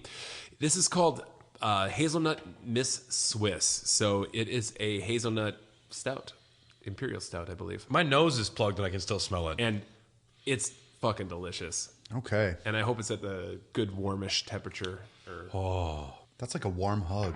Holy shit. Yeah. You know what? These guys are slowly becoming my favorite. As they should. Yeah. They're already my favorite. I mean, I might as well just call them that. Brad, I'm just putting it out Looking a gift horse in the mouth, which Tom hates the title of that one. We thought we were going to incorporate glue, like good or glue or something. Good or glue is good. Or like, is it glue? Is it great? Whatever. It doesn't matter. But whatever. Play. Well, this is the part of the show where we talk about the games that are coming out for free on our 3 favorite consoles. Yes. And because, you know, you have your PS Plus and your Xbox Gold, and the Switch has the NES and the Super Nintendo. I decided today for the Xbox One to skip the fucking Batman Telltale games because they released another one. I hate them. They're dumb. Don't play. Go play the first one. The first fucking season's great if you like those games. If you're into Telltale, if you're into non-gameplay experiences, and just sitting there like a donk watching some shitty animation instead of watching a good Batman cartoon, go play them. You know what's awesome? Reading a fucking comic book, because you can basically make the cartoon in your head. That's better than a Telltale game. But instead of that, I decided to review the Xbox 360 game that came out instead. What's that? Castlevania Lords of Shadow 2. Here's my review. Bad one. What is a Lords of Shadow 2 but a miserable pile of references and unoriginal gameplay? Here we have the sequel to the popular Lords of Shadow, which is arguably the first great 3D Castlevania game. Taking place in a separate universe from the rest of the series, these games have been rewriting the history of some characters. The world design and the characters are all quite excellent. I love the new Alucard, and the castle looks great. And of course, you play as Dracula, so fighting the crusading army. There's some pretty badass holy warriors you have to fight. You guys played through the first Lords of Shadow? No. Oh, really? Yeah. I did at the most depressed time in my life, so I technically played through it, but I don't remember anything. I got it from a Mega Media exchange. Oh, sure. But it was Dracula's origin story. But this game feels wholly... It was a twist at the time. This game wholly feels like a poor copy of God of War. This should be an anime. I would much prefer to see these character designs and costumes and story done as an anime. Fair enough. Because it is rewriting the lore. If it's the Castlevania game, just have it be part of the fucking series. I don't like that it's outside of the timeline. No. If you are a big fan of Castlevania, you will probably find something here you like. Check it out if you are. Otherwise, I find this game to be a pass. Yeah. What are you, Christian Belmont? What is Julius. Julius Belmont, yeah. Well, I mean, the timeline is fucked anyway. They make it up on the spot. I think they could have just chosen some Much other like Kingdom Belmonts Hearts. from like the NES and just fleshed it out. Yeah. I'd prefer if it was. That's the reason I skipped Lords of Shadow, was because it wasn't in the timeline, which was like didn't feel like Castlevania to me for that. Which it's petty, Yeah. and the timeline doesn't fucking matter if the game is good, but it does, and I'm an idiot. I liked that ending of the first game. I liked a lot, and not just the twist. You are Dracula. You're Dracula, and then you're in modern day, like after having played in the But let's talk All the about time. a much cooler, funner game. Please, let's do this. For the I'm so nin- depressed right now. For the Nintendo Switch, on the NES, Eliminator Boat Duel came out. Ooh, okay. Have you played it? No. I have. I don't remember if I have or not. So, a 1991 Nintendo release. This game bucks. It's a straightforward game. Game fucks? Bucks. Oh, okay. It's like a PC version of fucks. Okay, sure. Straightforward 1v1 racing. Fuck Bumble. Do you want me to play the song while you're No, pass. Brad's obsessed. He's got a poster on his wall now. Buck to the big, Buck big, Bumble? Buck Yeah, Bumble. and it's got like a big erection photoshopped in. I wouldn't mind a poster of this game because all the main characters are wearing like neon glasses and it's all girls in bikinis. And so it's 1v1 Would racing. young Brad have jerked off to this? No, but he would have been like, whoa. What is it, Brad? What is up, Brad? But a miserable pile. Semen. But a living but the living embodiment of masturbation. Each race in Eliminator Boat Duel features either a top-down kind of RC Pro-Am aspect, or it switches to more of a rad racer, like third person behind the boat. I need to look up the screen. That's cool. Every level features both, and every level you are racing against one person who kind of punch out trash talks you beforehand, which is great. So your rival. There's multiple ones. One of them is Aquarius Rex, who is clearly just Jerry Garcia. Aquarius Rex. He's just Jerry Garcia talking about your karma. Can that be your bar nickname? Aquarius hilarious. Rex, and I can be Big Tex. Okay. Because it rhymes. Yeah, I'll be Aquarius Okay, Rex. only That's when good. we're together. I put fun late 80s soundtrack and ladies in bikinis. You race as such characters as Weird Willie, Vicious Vicky, and Veronica Alabaster is the penultimate boss. And if you beat the game, Veronica Alabaster becomes your girlfriend. Whoa. We want slow-mo. Yep. Dude, it's cool. It's a cool game. You get to upgrade your boat after every race. Yeah. So it's got definitely like an RC Pro-Am feel to it. That's really cool. I thought this game was like kind of silly at first, but I played it for a while. I'm like, it's a cool game. I'll check it out. Definitely play it, dude. It's free. yeah. I'm a big fan of Cobra Triangle for the NES, so boat games. I mean, I'll tell you what. It was fun. That sounds fucking great. For the PS4, Oh, God. Shadow of the Colossus. there you go. I'd say this is probably one of the best games dropped on the PS Plus. Can I sing the entire soundtrack to this? No. But here's my quick review. I attempted to was play gonna this say game yes. on the PS streaming service years ago, Oh, where you couldn't download them and you had to stream them. PS Now? Yeah, PS Now. I think you can download them now. Yeah. But that slight lag back then made it almost completely unplayable. I beat the Unplayable. first two bosses back then with the slight lag. because the game has slight leg built into it, so I could imagine. I'm that'd be so happy. frustrating. I'm so happy to play it now properly. This game is stunning. It's beautiful. Just it's sparse. It's sparse in the right way. This is the remaster. Yeah, it's beautiful. And No, there's- technically a remake. I'm sorry, it is It's technically a remake. Yeah, it's a remake. And They already The remade PS3 HD is still my favorite version. the lack of a user interface makes the world so immersive. It's just gigantic landscapes. You riding a horse and like, where the fuck? How does my sword it. My work? divining rod. Yeah. What? Yeah. And I appreciated that the tutorial is almost non-existent. You jump in and you start fighting colossi right away. And it's very easy to understand. Grab with the grabby. Yeah. That's your Grab finger. with the grab and by then the grabbies. grabby with the grabby. It's very simple. It's deceptively simple, but also quite deep. Once different colossi as you encounter them. You're learning new techniques and abilities along the way, and you're experiencing the world. I thought it was just a very beautiful game. There's a deeper message built in that you can just tell. You don't even know yet. I don't even know yet, but I know that you are trying to resurrect a maiden, your friend, some lady, and he's like, all right, well, girlfriend. You can't destroy these statues yourselves, but they represent these giant beasts, so go kill them. And I don't know, you're essentially like seemingly killing gods of the planet or something to bring someone back. I thought it was great. Play it. It's fucking awesome. Why wouldn't you? It's Shadow of the Colossus. We're going to have a segment once you beat it, because I would love to talk to you about the endings, because this is a game from 2005 for everyone listening who doesn't really know. For me, it's like the PS2 showcase. It is the PS2 game, in my opinion. Shadow of the Colossus. And the bouncer. If we're talking about favorite games of all time, it's in my top 5. Dynasty Warriors 2. For Brad, yes. Yeah, right. My brother loves those games. I do like a good Muso game. No, like we mentioned before, when anybody mentions, games aren't art, or is our games art, that's the first one that comes to my mind. Like, did you play Kingdom Hearts 2? No, our game's toilet paper. We'll have to ask Josh that one. Yeah, he'll have something to say about it. Kingdom Hearts 3 is a real bang 'em up from what I can tell right now. It's fantastic. Except for the Toy Story levels. That looks boring. But I gotta say, the Toy Story level is one of the best worlds. Really? That looks boring. Dude, like that, the world design when you're a small toy, and that, dude, I think if you were playing instead of watching it, you'd appreciate it a lot. I don't think more. Allie knew what to do, because there are so many mechanics they introduced, and she's like, but there's so much stuff you have to do. And I'm like, it's not just like because I kept saying, press the X button, and she was pressing the X button. If it were a PlayStation 4 controller, we're on an Xbox. She was canceling instead of hitting confirming. So she wasn't doing any flow motion when I was saying, like, oh, you got to try doing flow Kingdom motion. Hearts 3 takes every different offshoot and that they introduce, and it incorporates it into like one complete battle system. Yeah. It looks, I was going to say this, it looks fun as shit. It's just, I think all the mechanics put into one confused her at one time. Yeah. Because she's so used to Kingdom Hearts 2, which, I mean, it's one of those things. You need to play the games before it to appreciate it, and nobody should have to play fucking Chain of Memories. Nobody should have to play Kingdom Hearts 1.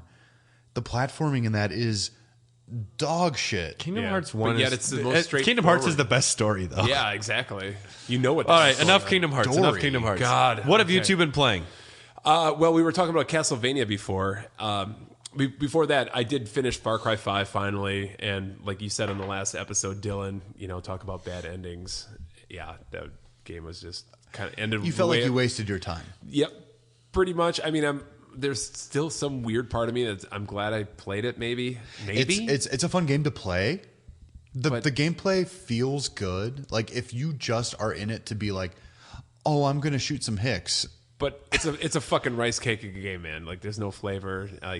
This is the Ubisoft model. Yeah. But it's bad. It's not a good Ubisoft model. So I finished that. But anyways, so next week the TurboGrafx 16 Mini comes out, and I have one on order. So I was It's too old. The games look like garbage. Yeah, okay. But I'd rather play with a stick and a hoop. That's right. The graphics are better. So on the TurboGrafx 16 It's so Mini, real. It has, speaking of Castlevania, it comes with Rondo of Blood, which is one of my favorite Castlevanias of all Rondo time. of Blood. I'm misunderstanding the TurboGrafx 16 then. It has Rondo of Blood on there? Yeah, that's where it came out. Yeah, dude. Come on, dude. I thought it was like a Commodore 64 or something. No, there's really good games on here. Rondo of Blood is the third best Castlevania game. It's between that and Castlevania 3, it's Yeah. my favorite sides, like traditional old school. Yeah. I rescind everything I said a little bit ago. I'm now very excited. Yes. So I knew that was coming out last week, and I'm like, okay, I don't want to replay Rondo because I want to be fresh. So I'm going to go and play. I busted out the Retro Pi while I was traveling, and I played Dracula X on the SNES. Oh, gross. And why, Tom? because I knew it was bad. I knew it was going to be bad. I just didn't realize how bad, and I can't believe it was as bad as it is. It's unplayable. When Castlevania 4, a game that's 4 years older than that game, I mean, it's a remake. plays great. Super Castlevania 4 still feels fucking awesome. It feels good. You want to call Super Castlevania 4 a remake? It is. It's the story of the first game. It's a retelling. It's not a direct. You're right. You're absolutely right. But I call it. I mean, I don't know. It is for me. It's my first Castlevania, so I don't know what to tell you there. You always remember your first.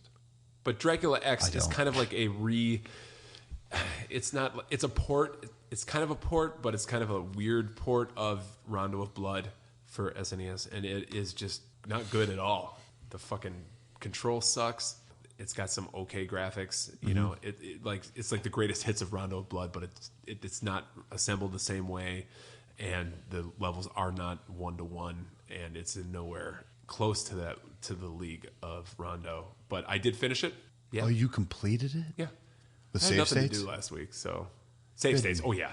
Okay. Oh, save state. Like I was gonna say because that game is still difficult. It would have been like impossible. Okay. Yeah, for me. I'm just making sure. Yep. So yeah, I just decided to do that to get myself hyped up for next week, and now I am officially hyped up because I want to play the good version. If you haven't played Rondo, I've beaten Rondo. Oh yeah, okay. I beat Bloodlines. I beat 1 through 4. I beat the Game Boy Advance ones. I beat the DS ones.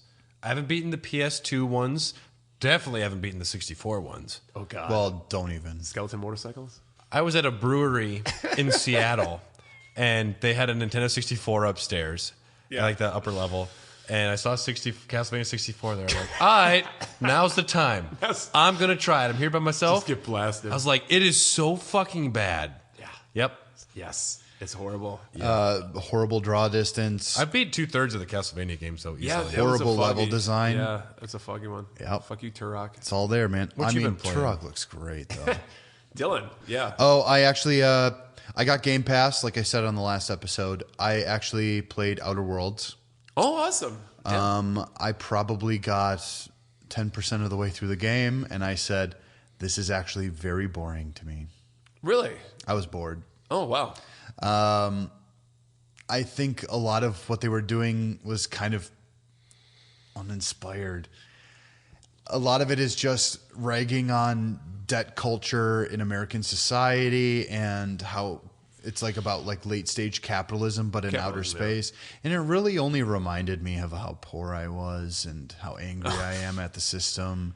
And I want to just escape. Did you get Parvati, though? Did she Parvati, I like Parvati. She's fantastic. She's great. No, she's really cool, but I was already the smart guy. I didn't need her. Oh, yeah. Like I usually go for, because in this game I had heard that if you had high dialogue skills and persuasion, you could really get through a lot of the game if you were clever enough.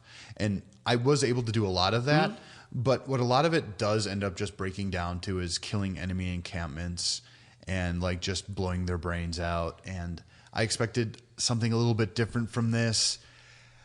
I'm going to be honest, I think why this game exists and why it didn't work as well as it should have is the same reason that Elder Scrolls 6 is taking so long to make, because I think they don't know what the fuck to do with this anymore.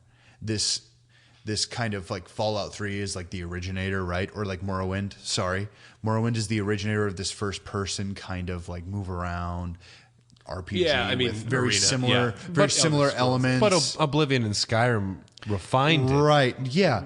But even this one, like there's some stuff that's super fun. I liked like modding the weapons, and I thought the elegant simplicity of some of it was great. I found myself really questioning right at the beginning, am I really just being pandered to here? Okay. And that's kind of how it felt. It's just like, you're just reminding me of all the shit I hate about real life. I do want an escape. like it is satire. It is satire, but it's so on the nose. Like they just need better writers for these things if they're going to delve into themes. I completely disagree. I don't know. I fucking love that game. Also, I beat Banjo-Kazooie. I was never able to beat it as a child because I didn't have the fine motor skills. Grunty's Lair, when you have to do that quiz, Never it's played it. still a fucking pain in the ass. Grunty? It's basically Gruntilda. Gruntilda is the witch. Okay. Whatever. I believe you. It's fine. Allie watched me suffer through this. Essentially, her her beautiful sister, beautiful, this is in quotation marks, she still has like a green face, but she wears like Glenda the Good Witch clothing. She tells you a detail about Gruntilda's life, and you have to remember it throughout the entire game for this stupid board game quiz that she makes you play. Interesting. And then they make you do challenges that are off the wall hard. That felt like padding. I beat it though. And I fucking dropped a boulder on the bitch. And now I'm going to play Banjo-Tooie. All right. Good deal. And then Nuts and Bolts, which we look forward to a review of that. Yes. I will. But Brad, did you play anything other than all the 8 games that you played? still like beating, like chipping away at the Final Fantasy VII on the Switch. That ×3 is a godsend.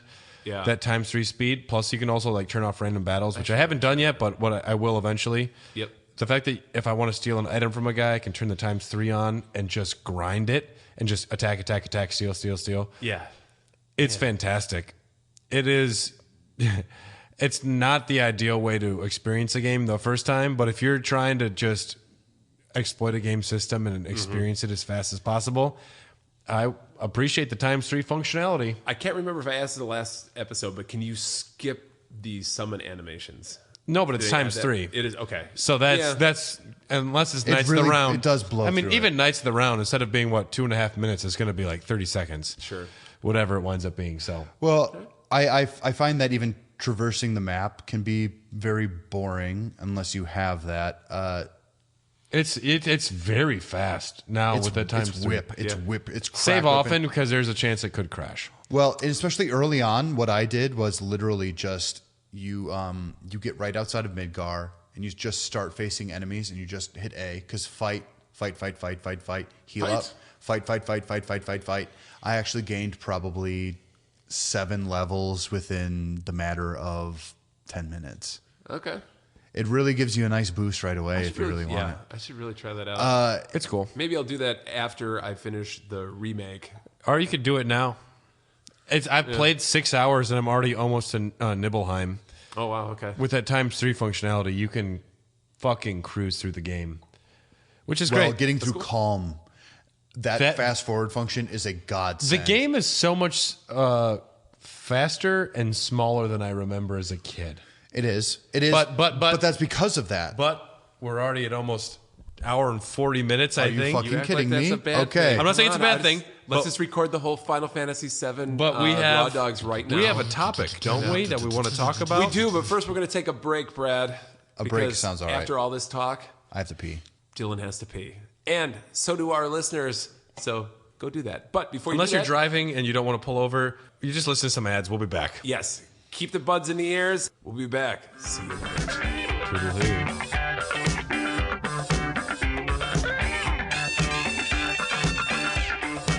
Welcome back. We're here to talk about our topic. Welcome back.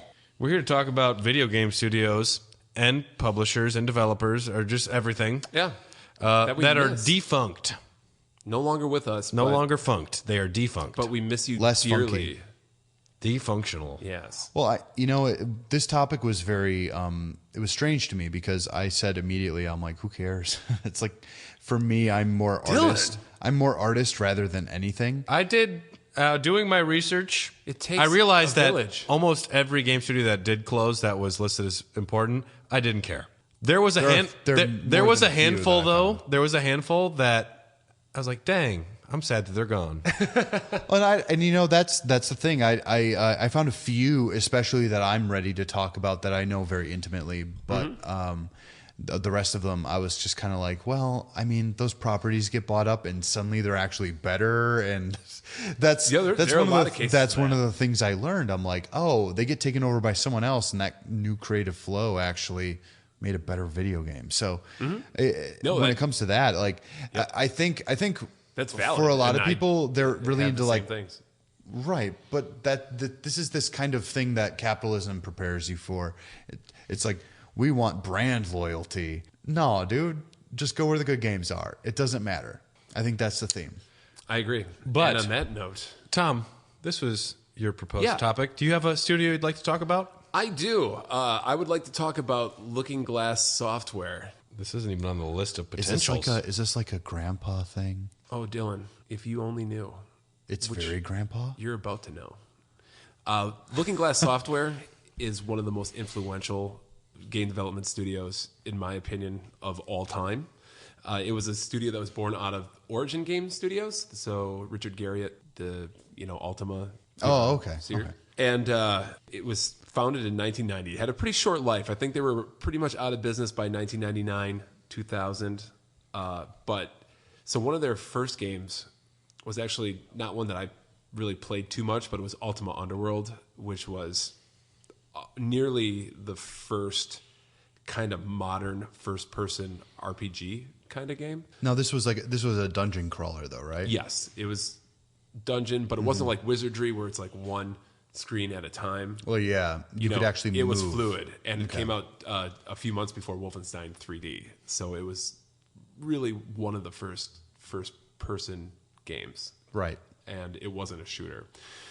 Now, moving on from there, they made some of my favorite and most beloved games of all time. So you think your System Shock 2, and one of the granddaddies of the stealth genre, Thief, the Thief series, and Thief is so good. I cannot stress how much I love the Thief games, and just absolutely beloved by me.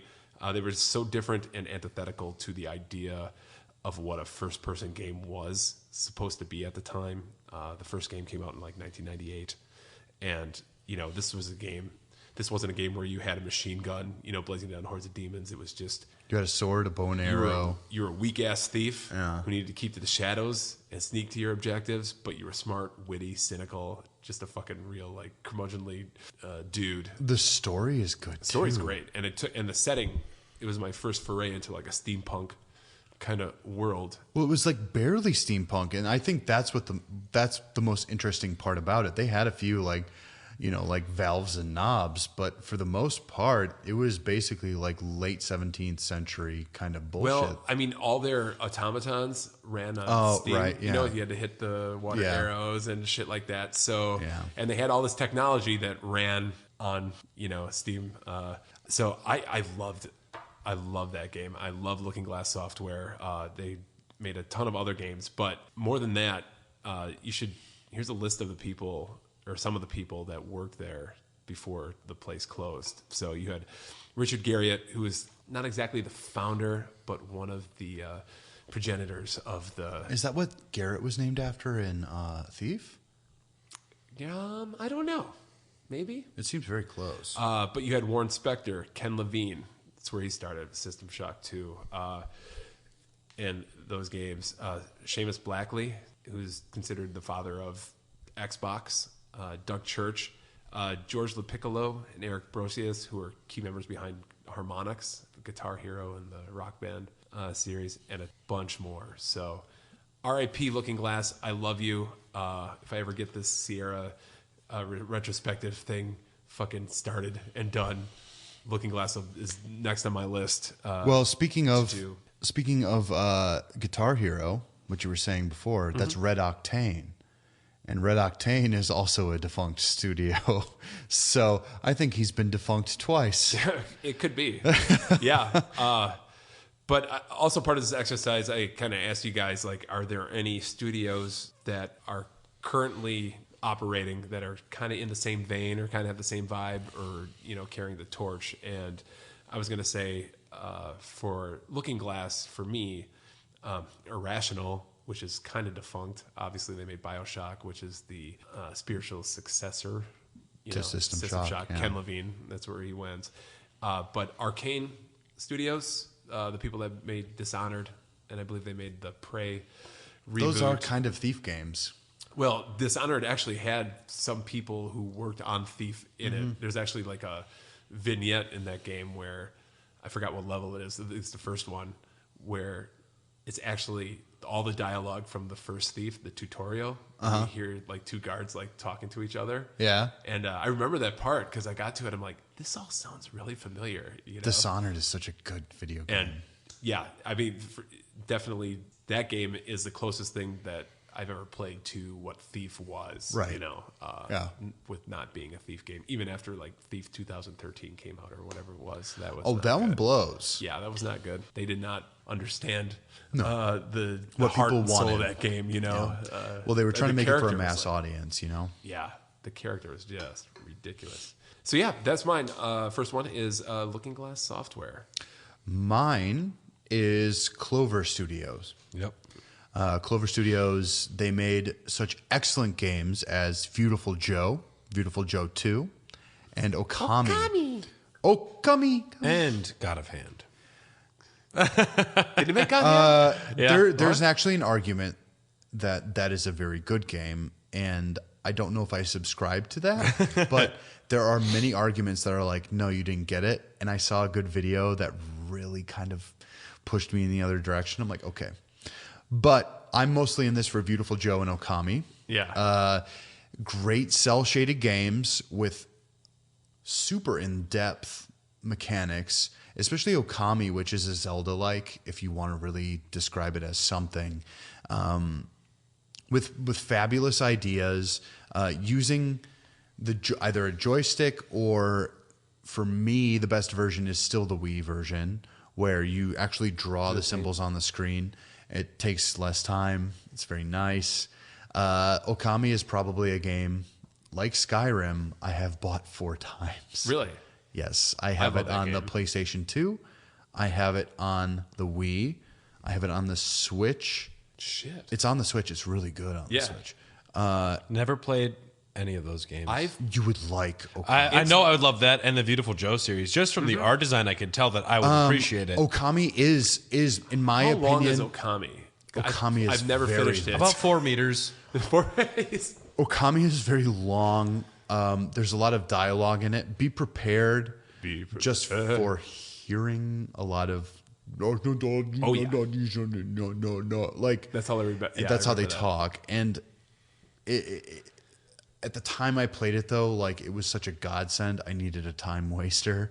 I'm going to point that out. Literally. But Amaterasu is a godsend. the puzzles, the combat system, they're better than Legend of Zelda. Yeah. Period. It's the best non-Zelda game. Yes. And traversal of the territory is great. You always feel like you're learning something new. It feels fantastic. Honestly, like you asked us what the equivalent of now is. Mm-hmm. I don't think there is one for this one. But Beautiful Joe adopts, I'm going to say this. Well, Mega Man 11 might be the closest analog to Beautiful Joe right now. Because Beautiful Joe, the conceit is that you're a dumb idiot teenage guy, a burnout. I was. And it's all about you, Brad. Is this about Mailbag High School? What are you talking your about? favorite and your favorite superhero from like a Japanese like movie, he shows up and he's like, I'm going to teach you my ways. And then you suddenly gain his abilities. Right. So you're basically playing through movies like these genre films, but you can like slow down time, make your attacks more powerful. You can rewind. And it's all based in the context of a video game. And it's a side scroller. It's absolutely fantastic. And all these games control really well. Like, they are controls. off the chain. If there's one of these games I could take into the future, I'm gonna say Beautiful Joe, unfortunately, because I think Okami. That is unfortunate. No, I think Okami had enough to say. But how many times have you bought Beautiful Joe? 2 times. I was gonna say, It was only on PlayStation 2 and GameCube. Never got an HD remake, which it's about time. Someone needs to. I keep hearing rumors. Is it Beautiful Joe 1 and 2? There was supposed to be a third one, but Clover Studios closed down. So I think. Is anyone carrying the torch for them?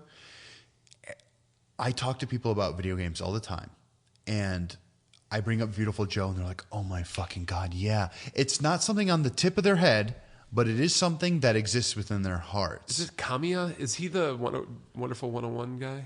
Hideki? No. He didn't do Beautiful Joe. Oh, okay. It's from what I remember. No, it wasn't Kamiya. Okay. Because Hideki Kamiya did Vanquish, right? Yes. Yeah, maybe that's what I was thinking of. Sorry. Sorry, spoke out of turn. No, but Clover Studios. Yeah. One of the things I did find as we went through all of this is a lot of this is late stage capitalism. There's a lot of this going on. Yes, right I know. Especially like when I was talking about, especially like an the election Outer coming Worlds. up, yeah. Well, I was saying, like, I was thinking to myself, like, oh, these things get bought up, and then the entire creative team is disassembled, and it's just like, why didn't you keep them and have them make a game for you? It's what Microsoft does. It's what Sony still does. It's what a lot of these places. EA is the worst offender. They're buying the properties. They're not buying the creativity. But that's the issue, because the creativity is the driving force of the entirety of what these games are. Well, okay. So the cost gray of matter. the cost of buying the studio outright and then producing one or two titles without the creative team will make this much money before they drive the franchise into the ground. Yeah. Is it financially sound? Yes. I guess. I mean, look what happened when Microsoft bought Rare. It's fucked, but Well, they did nothing with Rare. They still haven't. That's my Viva second default. Pinata? Actually, Viva Pinata is pretty good. No, it is good, but I'm like talking about what they actually Yeah. did with the Rare Rare people, and Yeah. the fact that David Weiss went from making the greatest soundtracks ever to just like hanging out on Viva Pinata, still great, but Very good sim game. But you have Making avatars. you have like such talent there that you are not using. Yeah, I think. Well, and have you played ukulele though? No, because I never played Banjo Kazooie. I never played Banjo Tooie. Me neither. Don't start at Banjo Tooie because you're going to be confused. But have you played Donkey Kong 64? No, I have He only knows played the probably rap less than by heart. 15 hours of 64 altogether, and That all is so and fucked. 90% of that was Rush 2, like or Rush San Francisco Rush or whatever. yeah, Rush okay. 2. San Francisco? And it was all stunt track. It was all stunt Oh, track 15 hours of Nintendo 64 just... altogether. In general, Oh, that's shit, what he's okay. saying. Yeah, Yep. I don't think that's... Yeah. that's fucked all. I have the GameCube Special Edition disc that has the two Zelda 64 games. That doesn't really count because Doesn't count, though, it better was on the camera GameCube. controls and everything. Yep. Yeah. You're not missing much. So there's some game studios that I think might have been bigger that closed, but the one that initially just like kind of struck me What strikes you, Brad? as I want to know. it's making me sad was Hudson. Hudson Soft. Hudson Soft.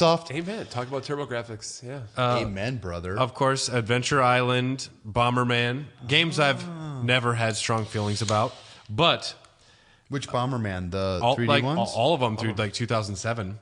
So, yeah. Mario Parties 1 through 7 they developed. Also, not the strongest things for me, but the two strongest things for me. What? no. the fuck? Suikoden 5 they developed. That's a bad one, right? No, 4 is the bad one. 5 is a return to form in a lot of ways. Suikoden 5 is really good. They developed that with Konami, but they did it for Konami. They did all the work. And then the Pokemon trading card game for the Game Boy, Which is really good. which is fantastic. It's really good. But Awesome. A lot of it is just you are Yeah. incorporating the core rules of the trading card game. But to adapt that and have a balance that grows from that is It was something fantastic. else. It was so good.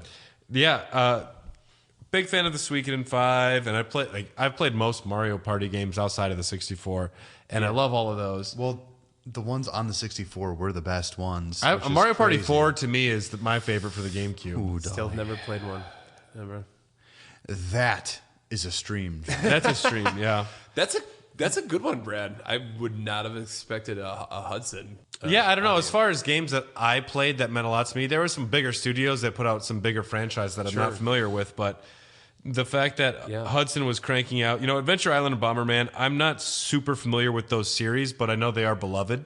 The 3D Bombermans are underrated gems. Except for They're so good. what was like the more modern retelling of Bomberman where they try to make him like cool.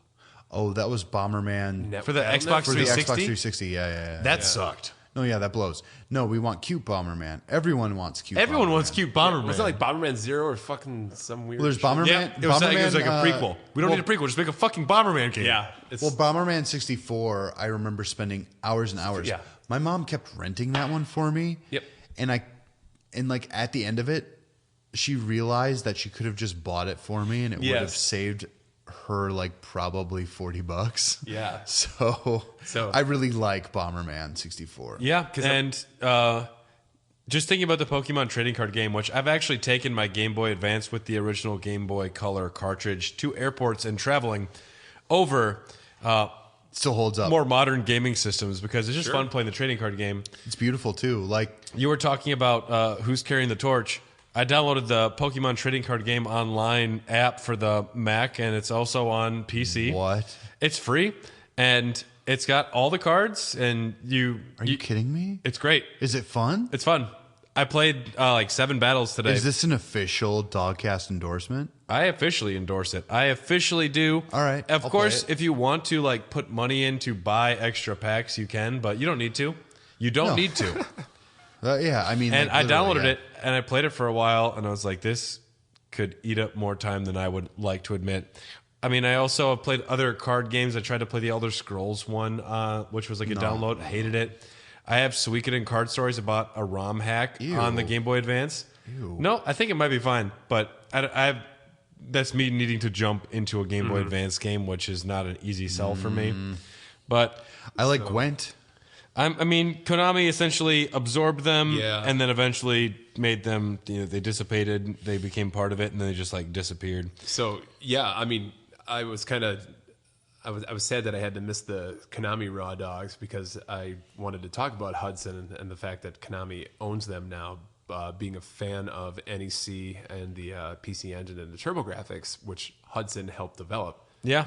back in the day, and all the properties that are on TurboGrafx. So next week, be able to play all the cool Hudson games. They have so many on there, and I don't even know what the TurboGrafx 16 controller looks like.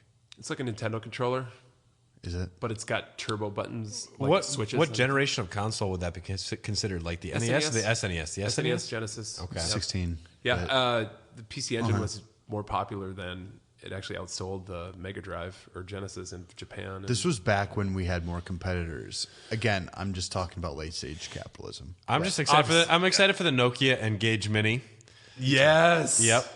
Oh, side talking. Also the Gamecom. Yeah. The R Zone. Yes. All right. Well, R.A.P. Hudson. I'm excited I for all hope the you new have Tiger classics.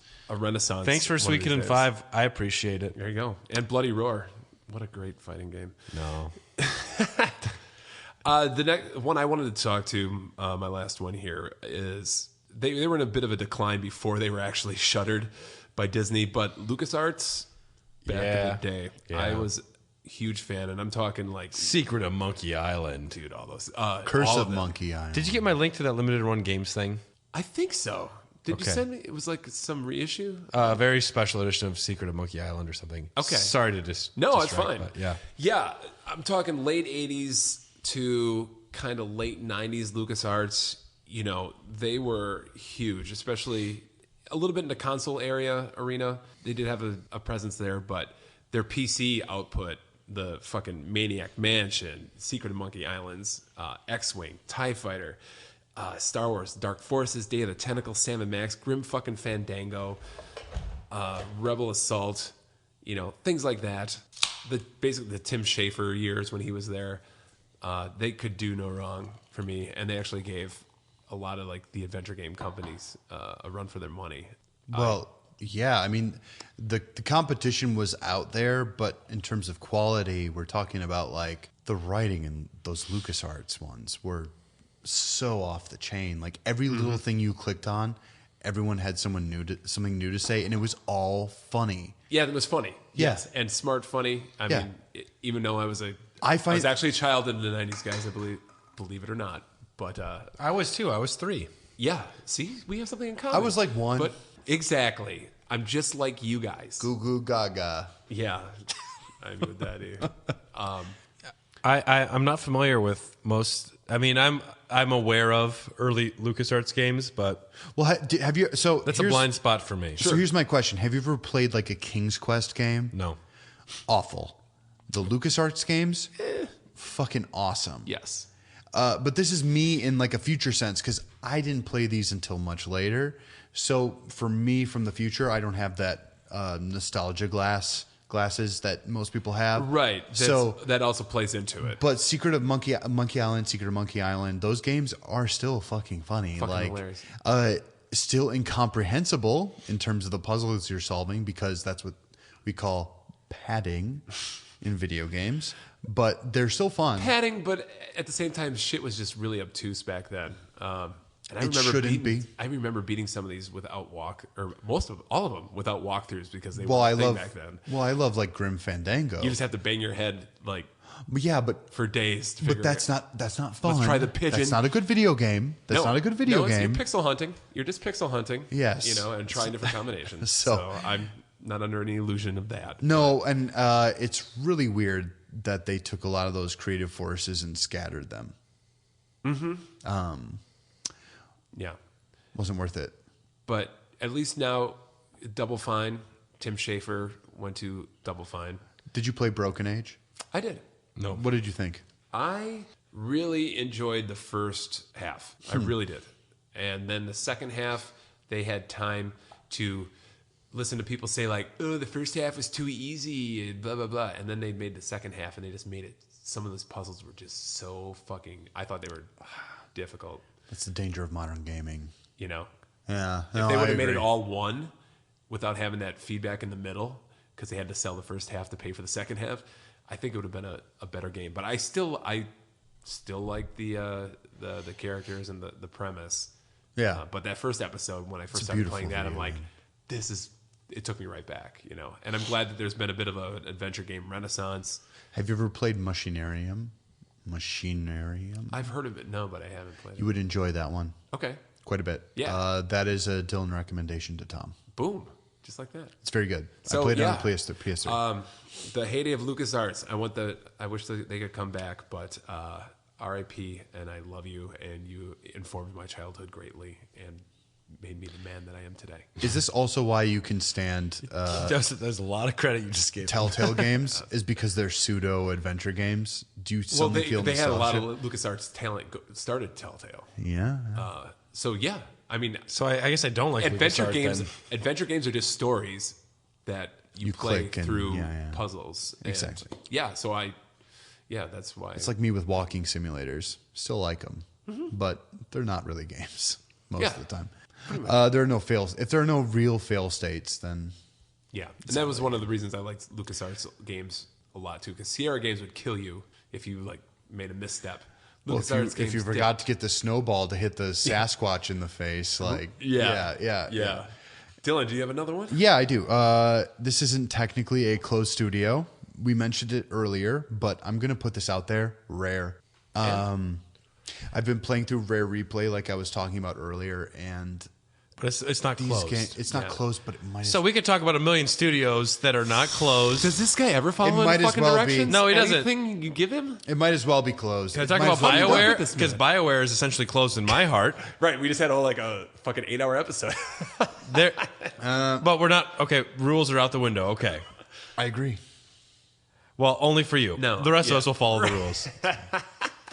I'm just saying they're not producing anything like they did. New Year's before. challenges. Actually, no. I am creating my own rules. Do you want to know why I consider that though? Go ahead.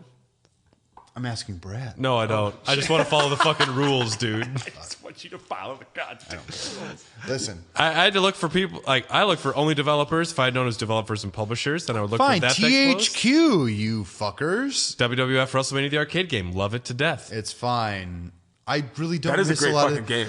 A lot of the stuff that I really like was picked up by someone else and then done better. I really hate to say that. Oh wait, no. WrestleMania was Midway. That was Midway. Good one. Midway was good too. What a did lot of great. What did THQ make?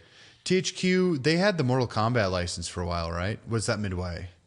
Midway held That's Mortal Acclaim. Kombat through versus DC Universe. Oh, okay, yeah, no. So It's okay. I'm sorry to sidetrack. We go back to Rare, but Yeah, I'm we're just good. like, if we were talking, I don't know. I just hate having rules Yeah, that. if this were the topic of developers who were Well, they're pale nuts. husks of what they were, I'm going to say Then we'll this. talk about BioWare Well, for yeah, an well, episode. Yeah. well, but their nuts were cut off. That's what sucks. That's most studios that were bought by someone that still exists, Yeah. though. They might as well be your defunct. talent pool leaves. like when You're left with the name. like when you're Or you- like when your Nana, when she's like in the hospital and like she can't talk anymore. Why is that in the hospital? What? And she's like basically brain dead and she's on like life support. And Nana. Ah, the good old days. and they still make Nana do stuff. she's still alive. She's still breathing. Clap like a seal, Nana. Exactly. It's like Nana, do you understand Barney the dinosaur? No. Yeah. Nana doesn't understand Barney the dinosaur anymore. Nana's gone, and you're just not admitting to it. So Rare is a Rare. grandma, Rare is barely dead. on life support. Yes. Do you have any positive feelings about Rare going ahead in the future? No, they're done. Like, I already consider them dead. They're dead. Okay. Even playing those older games, we're talking even like Conker's Bad Fur Day, which shouldn't be a good game. Conker's Bad Fur Day, it's good, but it's more like an adventure game rather than your standard collectathons like Banjo-Kazooie. It's literally puzzle solving. And that game is built around a story. Exactly. It's about the cutscenes. Yes. I don't care about collecting stuff. I care No, about yeah. beating the Great Mighty Pooh. Yeah. Exactly. But And brooms that are getting fucking raped or something. There's some weird shit in that I never game. played it all the way to there's completion. a rake who's afraid of butter. Oh my god, that game is terrible and amazing. The movie references have not aged well, but No, they haven't. Especially if you play the original like N64 version of it. Yeah. Which is what you get on the Rare replay. It doesn't look great, but the voice acting is funny because it does actually make Conker sound drunk. the story is fantastic. The bad guy, his like table or chair is broken, just and he wants needs his something table that to be is fixed. Yes. a Conker-sized replacement. That's why he needs Conker. That's hilarious. Did you guys ever play the Live and Reloaded? Yeah, that is my first experience with it. Do any of you guys have that game? Yeah, I do. You do? Yeah. I'd actually like to play that someday. You can borrow it for sure. It's good. It bleeps some of the cuss words is the only downside, and a lot of people are very pissed about that. They bleep a lot of them in the N64 one, but too. they bleep most it's mostly bleeped, and Well, that's okay they to won't me. even say bitch or like. They don't say most things, which I'm okay with because I can just infer that he's saying cunt. Infer. Well, it's like when Barrett says "fuck you, Cloud." It's that cunt pizza. It's that cunt pizza. That's because he's talking about the I know. yeah. You know what? I was Anytime- talking to Tom about this. Anytime that there is a fucking weird group of symbols, Do you know what that's called? I just put cunt in there. Do you know what that's called in Or if comic it's books? 4, it's cunt. If it's 6, it's fucking. Yep. Do you guys actually want to learn something today? Cunt fucking. You want to know what that's called in video games and comic books? They call Cunchy? They call that a Grolix. A Grolix. Alex. I'm into it. The more you Sign me up. Yeah, All right. So Rare. Rare. We miss you. Even though I you're didn't still follow alive, the technically. rules. No, they're alive. They're going to come out in this next generation. They're still alive. They're making what's the name games. Of that famous, what's the name of that famous vegetable lady? Terry Clearly Schiavo. Oh, I was thinking actual vegetables. Terry Schiavo was Yeah. pretty much dead. Terry, you know she. Yeah. Oh my god. Wow. Talk about who's the grandpa now. Jesus. Oh my god. All right. She was. Who- And then she died. Wow. If I had $50 for a God dream, I never thought damn it was it. gonna come up on a podcast in 2020. I don't. Terry Schiavo. I don't. She's the developer. that I've we- confounded Brad. Good God. I don't know which one to talk about here. I have 2 studios, but we each have. I mean, I have time for one more. Yeah. You can whatever. Yes, Queen. Can I Go guess for one it. of them? I'm gonna go Midway. I wanted to say Neversoft because Neversoft made Tony Hawk's 3, which is great, and they did some other shit that wasn't great. Guitar Hero 3, Yep, and that was it. the best one. Yeah. It was fun. It was good. But Midway created Mortal Kombat, and without Midway, I wouldn't know Pacina and Marquez, and that's reason enough. Fair enough. And we're about to meet Yeah, some more that's of them, true. but I mean, yeah. Meet them again. That is. you're gonna learn how fucking Scorpion parties Yeah. within like 3 You weeks. think you drink a lot? I'm ready, buddy. baby. You don't even know. You don't I even don't know. actually. Oh, whatever. But Midway, I mean, they made Mortal Kombat 1, 2, 3, Ultimate Mortal Kombat 3, all the way through DC Universe. They made all those Mortal Kombat games. They made WWF WrestleMania the arcade game. All the way through DC Universe? Yep. Oh, they the Mortal developed. Kombat They through developed DC? them. Yeah. Yeah. Okay. Yeah. MC versus DC. Yes. Gotcha. They did MK NBA Jam. versus DC. They did NFL Blitz. Yeah. They made some of the most extreme NFL fun Blitz versions of rules. as far as sports games. They made the most like fun extreme versions of them, where they were tongue in cheek, they were over the top, they were boom shakalaka, they were elbow drops. That was the heyday of my arcade going. WrestleMania the arcade game, when Shawn Michaels just has a special move where he just has a bat and just hits you in the head, or Undertaker's fist is on fire. It was gloriously over the top. The models look great in that game. It's essentially like a 2D side scroller beat 'em up, but confined to a ring. Sure. That's the ones with the digitized graphics? Yep. That is my favorite wrestling game ever. When I had my MAME cabinet, Josh has it now. That would be like Turtles or that game or NBA Jam would be the ones. And it represents this isolated point of WWF where Bam Bam Bigelow and Doink and Lex Luger. I fucking love Doink. I love Bam. They Bam were Bigelow. all relevant for like 2 months when this game came out. And it's fantastic. People used to make fun of me for liking Marvel comic books. That's all I'm going to put out there. Oh. Doink. Doink the Clown. And then his like supporting cast of like Dink and Donk or whatever. He had like 4 like small people versions. Little of that. person. We're going to have to start all over now. Midway's Okay. I'm sad top. Midway closed. They were great. I guess they're still WWE K2K19, whatever the fuck it is. That's the worst game ever made. Oh, that one's bad. Apparently, I've never played That's it. like- I'd love I've to seen some hate playing videos that though. Yeah. I don't know. I mean, there's not great Mortal Kombat games anymore. They're fine. I think they're still good, but There's people that really like Mortal those Kombat movies. 11 is good. Yeah. but I don't know the best fighting game these days. No. I don't know. Actually, I think that I goes think to people Smash. would probably Actually, say yes. And as far as Some people that love as far as sports games that are filling that niche, extreme variation where it's not strictly following the rules, NFL Yes. Blitz was amazing. It's great. NFL NBA Blitz Jam. The fact that so sports good. games the for fact people that don't like sports the, games. the, I don't like football, The but fact I that- loved NFL Blitz. yeah. the right? defense is always faster. You catch a pass, Yes. you're not getting there. I love that. Yeah, Yes. And then you get smashed and like your blood. And then comes after out. the play's done, you can still like elbow drop and like do this shit. I loved it. Yeah. Blitz and NBA Jam, they great. They're great video games. I wish there was more a celebration of sports while also having fun with it games these days. I feel like Mario and like, Nintendo have a lot of that without the extreme nature. Yep. I don't Mario think they've Tennis. given. I don't think they've handed that off to someone who's like given it like a zany aspect. Yeah. You could totally do that. Like Didn't the podcast interview some like Rumble football thing or something?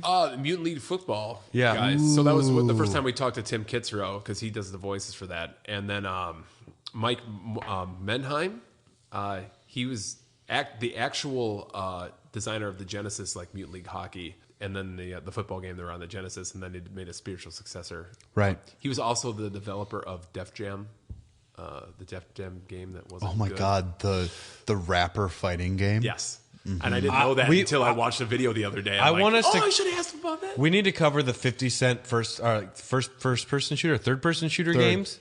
Third person. 50 Cent. Oh, Blood in the Sand. When he Then goes to Blood on the- Iraq, Blood in the when Sand, 50 Cent yes. goes to Iraq, we need to play that game for a stream and review it. Yes, am I have watched fully that on board with myself that. personally. It's very fucking funny. And like the Def Jam fighting game where you can play as different rappers. Yes. That's great. We're all actually as tough as we say we are. Ice Cube without a paddle. Right. Or whatever it was. Scarface. No, that's good. Midway. Yeah, I love Midway. Like I said, that when I was early teens going to the fucking arcade when arcades were still a thing. Midway probably also published Midway, the game. The game. And some honorable mentions. We have Neversoft, Pandemic, Visceral Games, who made, of course, Lord of the Rings, Return of the King, and even The Third Age, their RPG. Wow. Actually, that one, the Third Age wasn't bad. It wasn't bad. Ragtag, it's a shame they were canceled. Yeah. Amy Hennig, man. Goddamn. Ensemble Studios, of course, Age of Empires 2. Oh, yeah. Bizarre Creations, Oh, Bizarre. That was going to be on my list. Yep. Silicon Knights, Yeah. Yeah, Eternal Darkness. Maxis. Fucking Max. I cannot believe Maxis was Wait, they're defunct closed. now? They're defunct. They're essentially just a mobile division now. No, I keep calling Allie's games Maxis games. Like They're EA games. No, I know, but it still says Maxis EA at will the buy start. you and shut you down. No, it still says Maxis though on the screen. Yeah, they own the...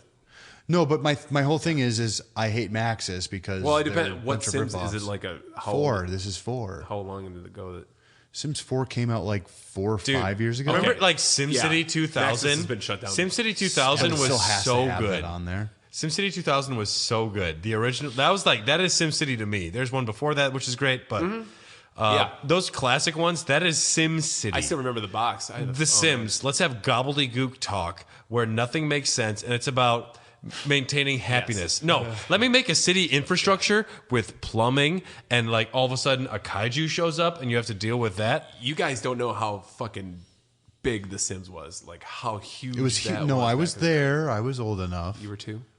And then the last one that I had mentioned was Lionhead Games. Yep. I'm sorry. I never an played a Fable adult. game, so I didn't care too much. But Lion's Head, I like There you Fable. are. I got Black and White. That was I pretty guess good. we could say SquareSoft and Enix, but now they are Square Enix. Fable deserves a modern remake. It's just that after It's Fable happened. 1, Fable 2 was such a rehash and a weird, like... Fable 2 was awesome. It was awesome. It was Fable good. 3 was Fable 3 Poop was garbage. basically a mod, in my opinion. They had to make it like in a year. An expansion. But that was the problem that all these game companies were experiencing. Yep.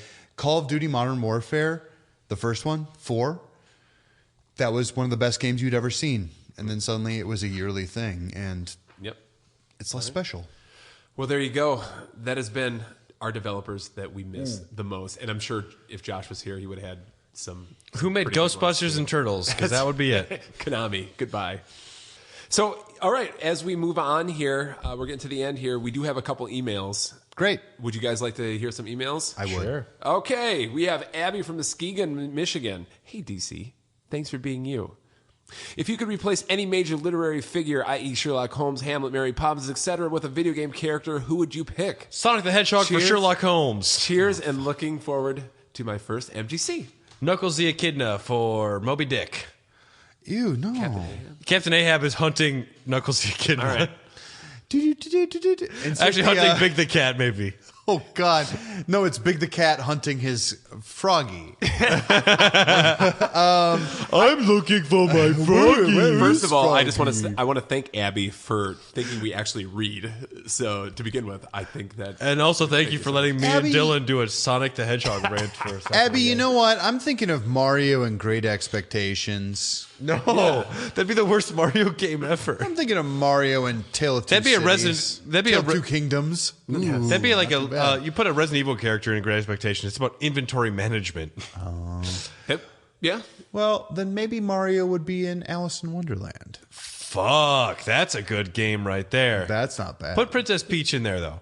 Yeah. Give it a Ooh, Peach- she already had a game, though. Peach in Wonderland. Make- Well, yeah, Mario's no, had no, a no, no. billion games. Make Peach the queen That's of the joke. No, Daisy in Daisy in Wonderland. Wonderland. And what's great is she's so like Wait, all Wheezy? she knows how to say is "Hi, I'm Daisy."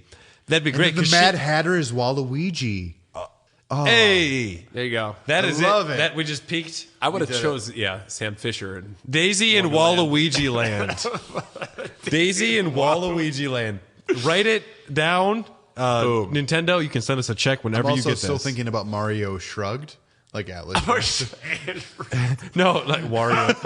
Wario shrugged. Because Wario's obsessed with capitalism. Perfect. Yeah. Yes. He's not obsessed with capitalism. I have He's an idea. obsessed with I treasure. He goes this. Wow. I don't know. I would say maybe Arthur Miller, if he had a Dreamcast, would be like Death of a Seaman. Back in Death of a seaman. Oh, you're just gonna sit there while I die? Ernest Hemingway, Old Man and the Seaman. Why won't he won't answer my birthday? That's why he drank all the I time. can't hear Leonard Nimoy anymore. All right, thank you, Abby. That's great. We have from Kate in Milwaukee, Wisconsin. Hello, Kate. Hey, What's up, Kate? Dogcast. I haven't seen you in about a week. Yeah, producer. 3 days. Fuck, Mary, Kill, Mr. Bean, Pee Wee Herman, Ernest P. Worrell. Wait. Fuck, marry, kill who?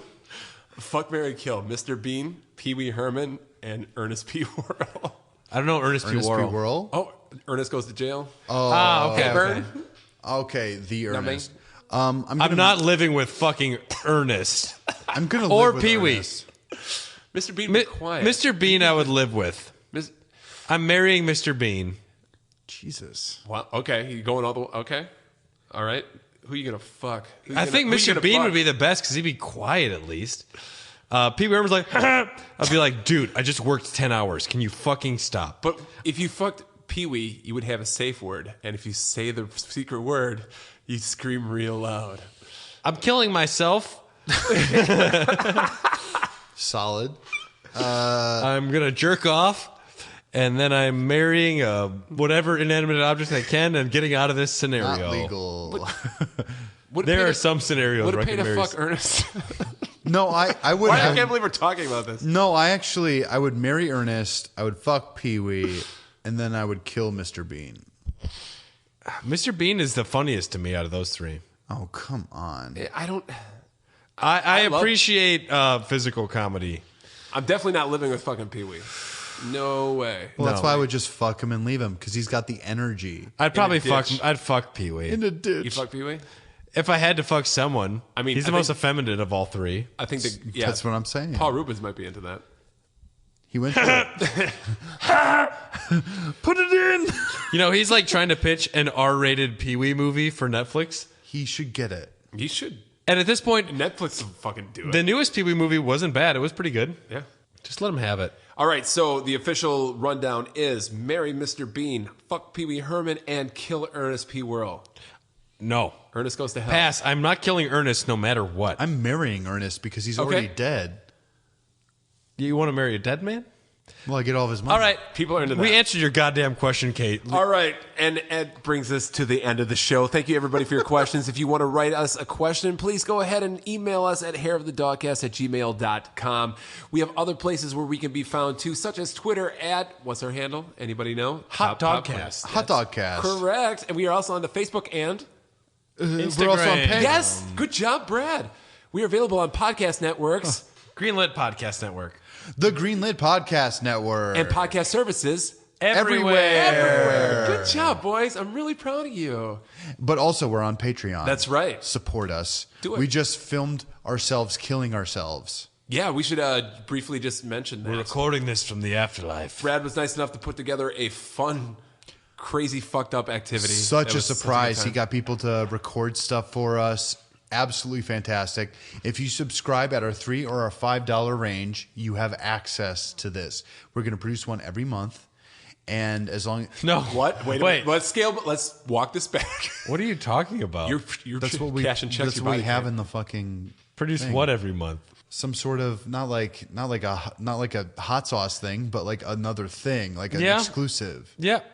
Once a month, we will have an exclusive bonus episode. That's what I'm saying. of something. Okay.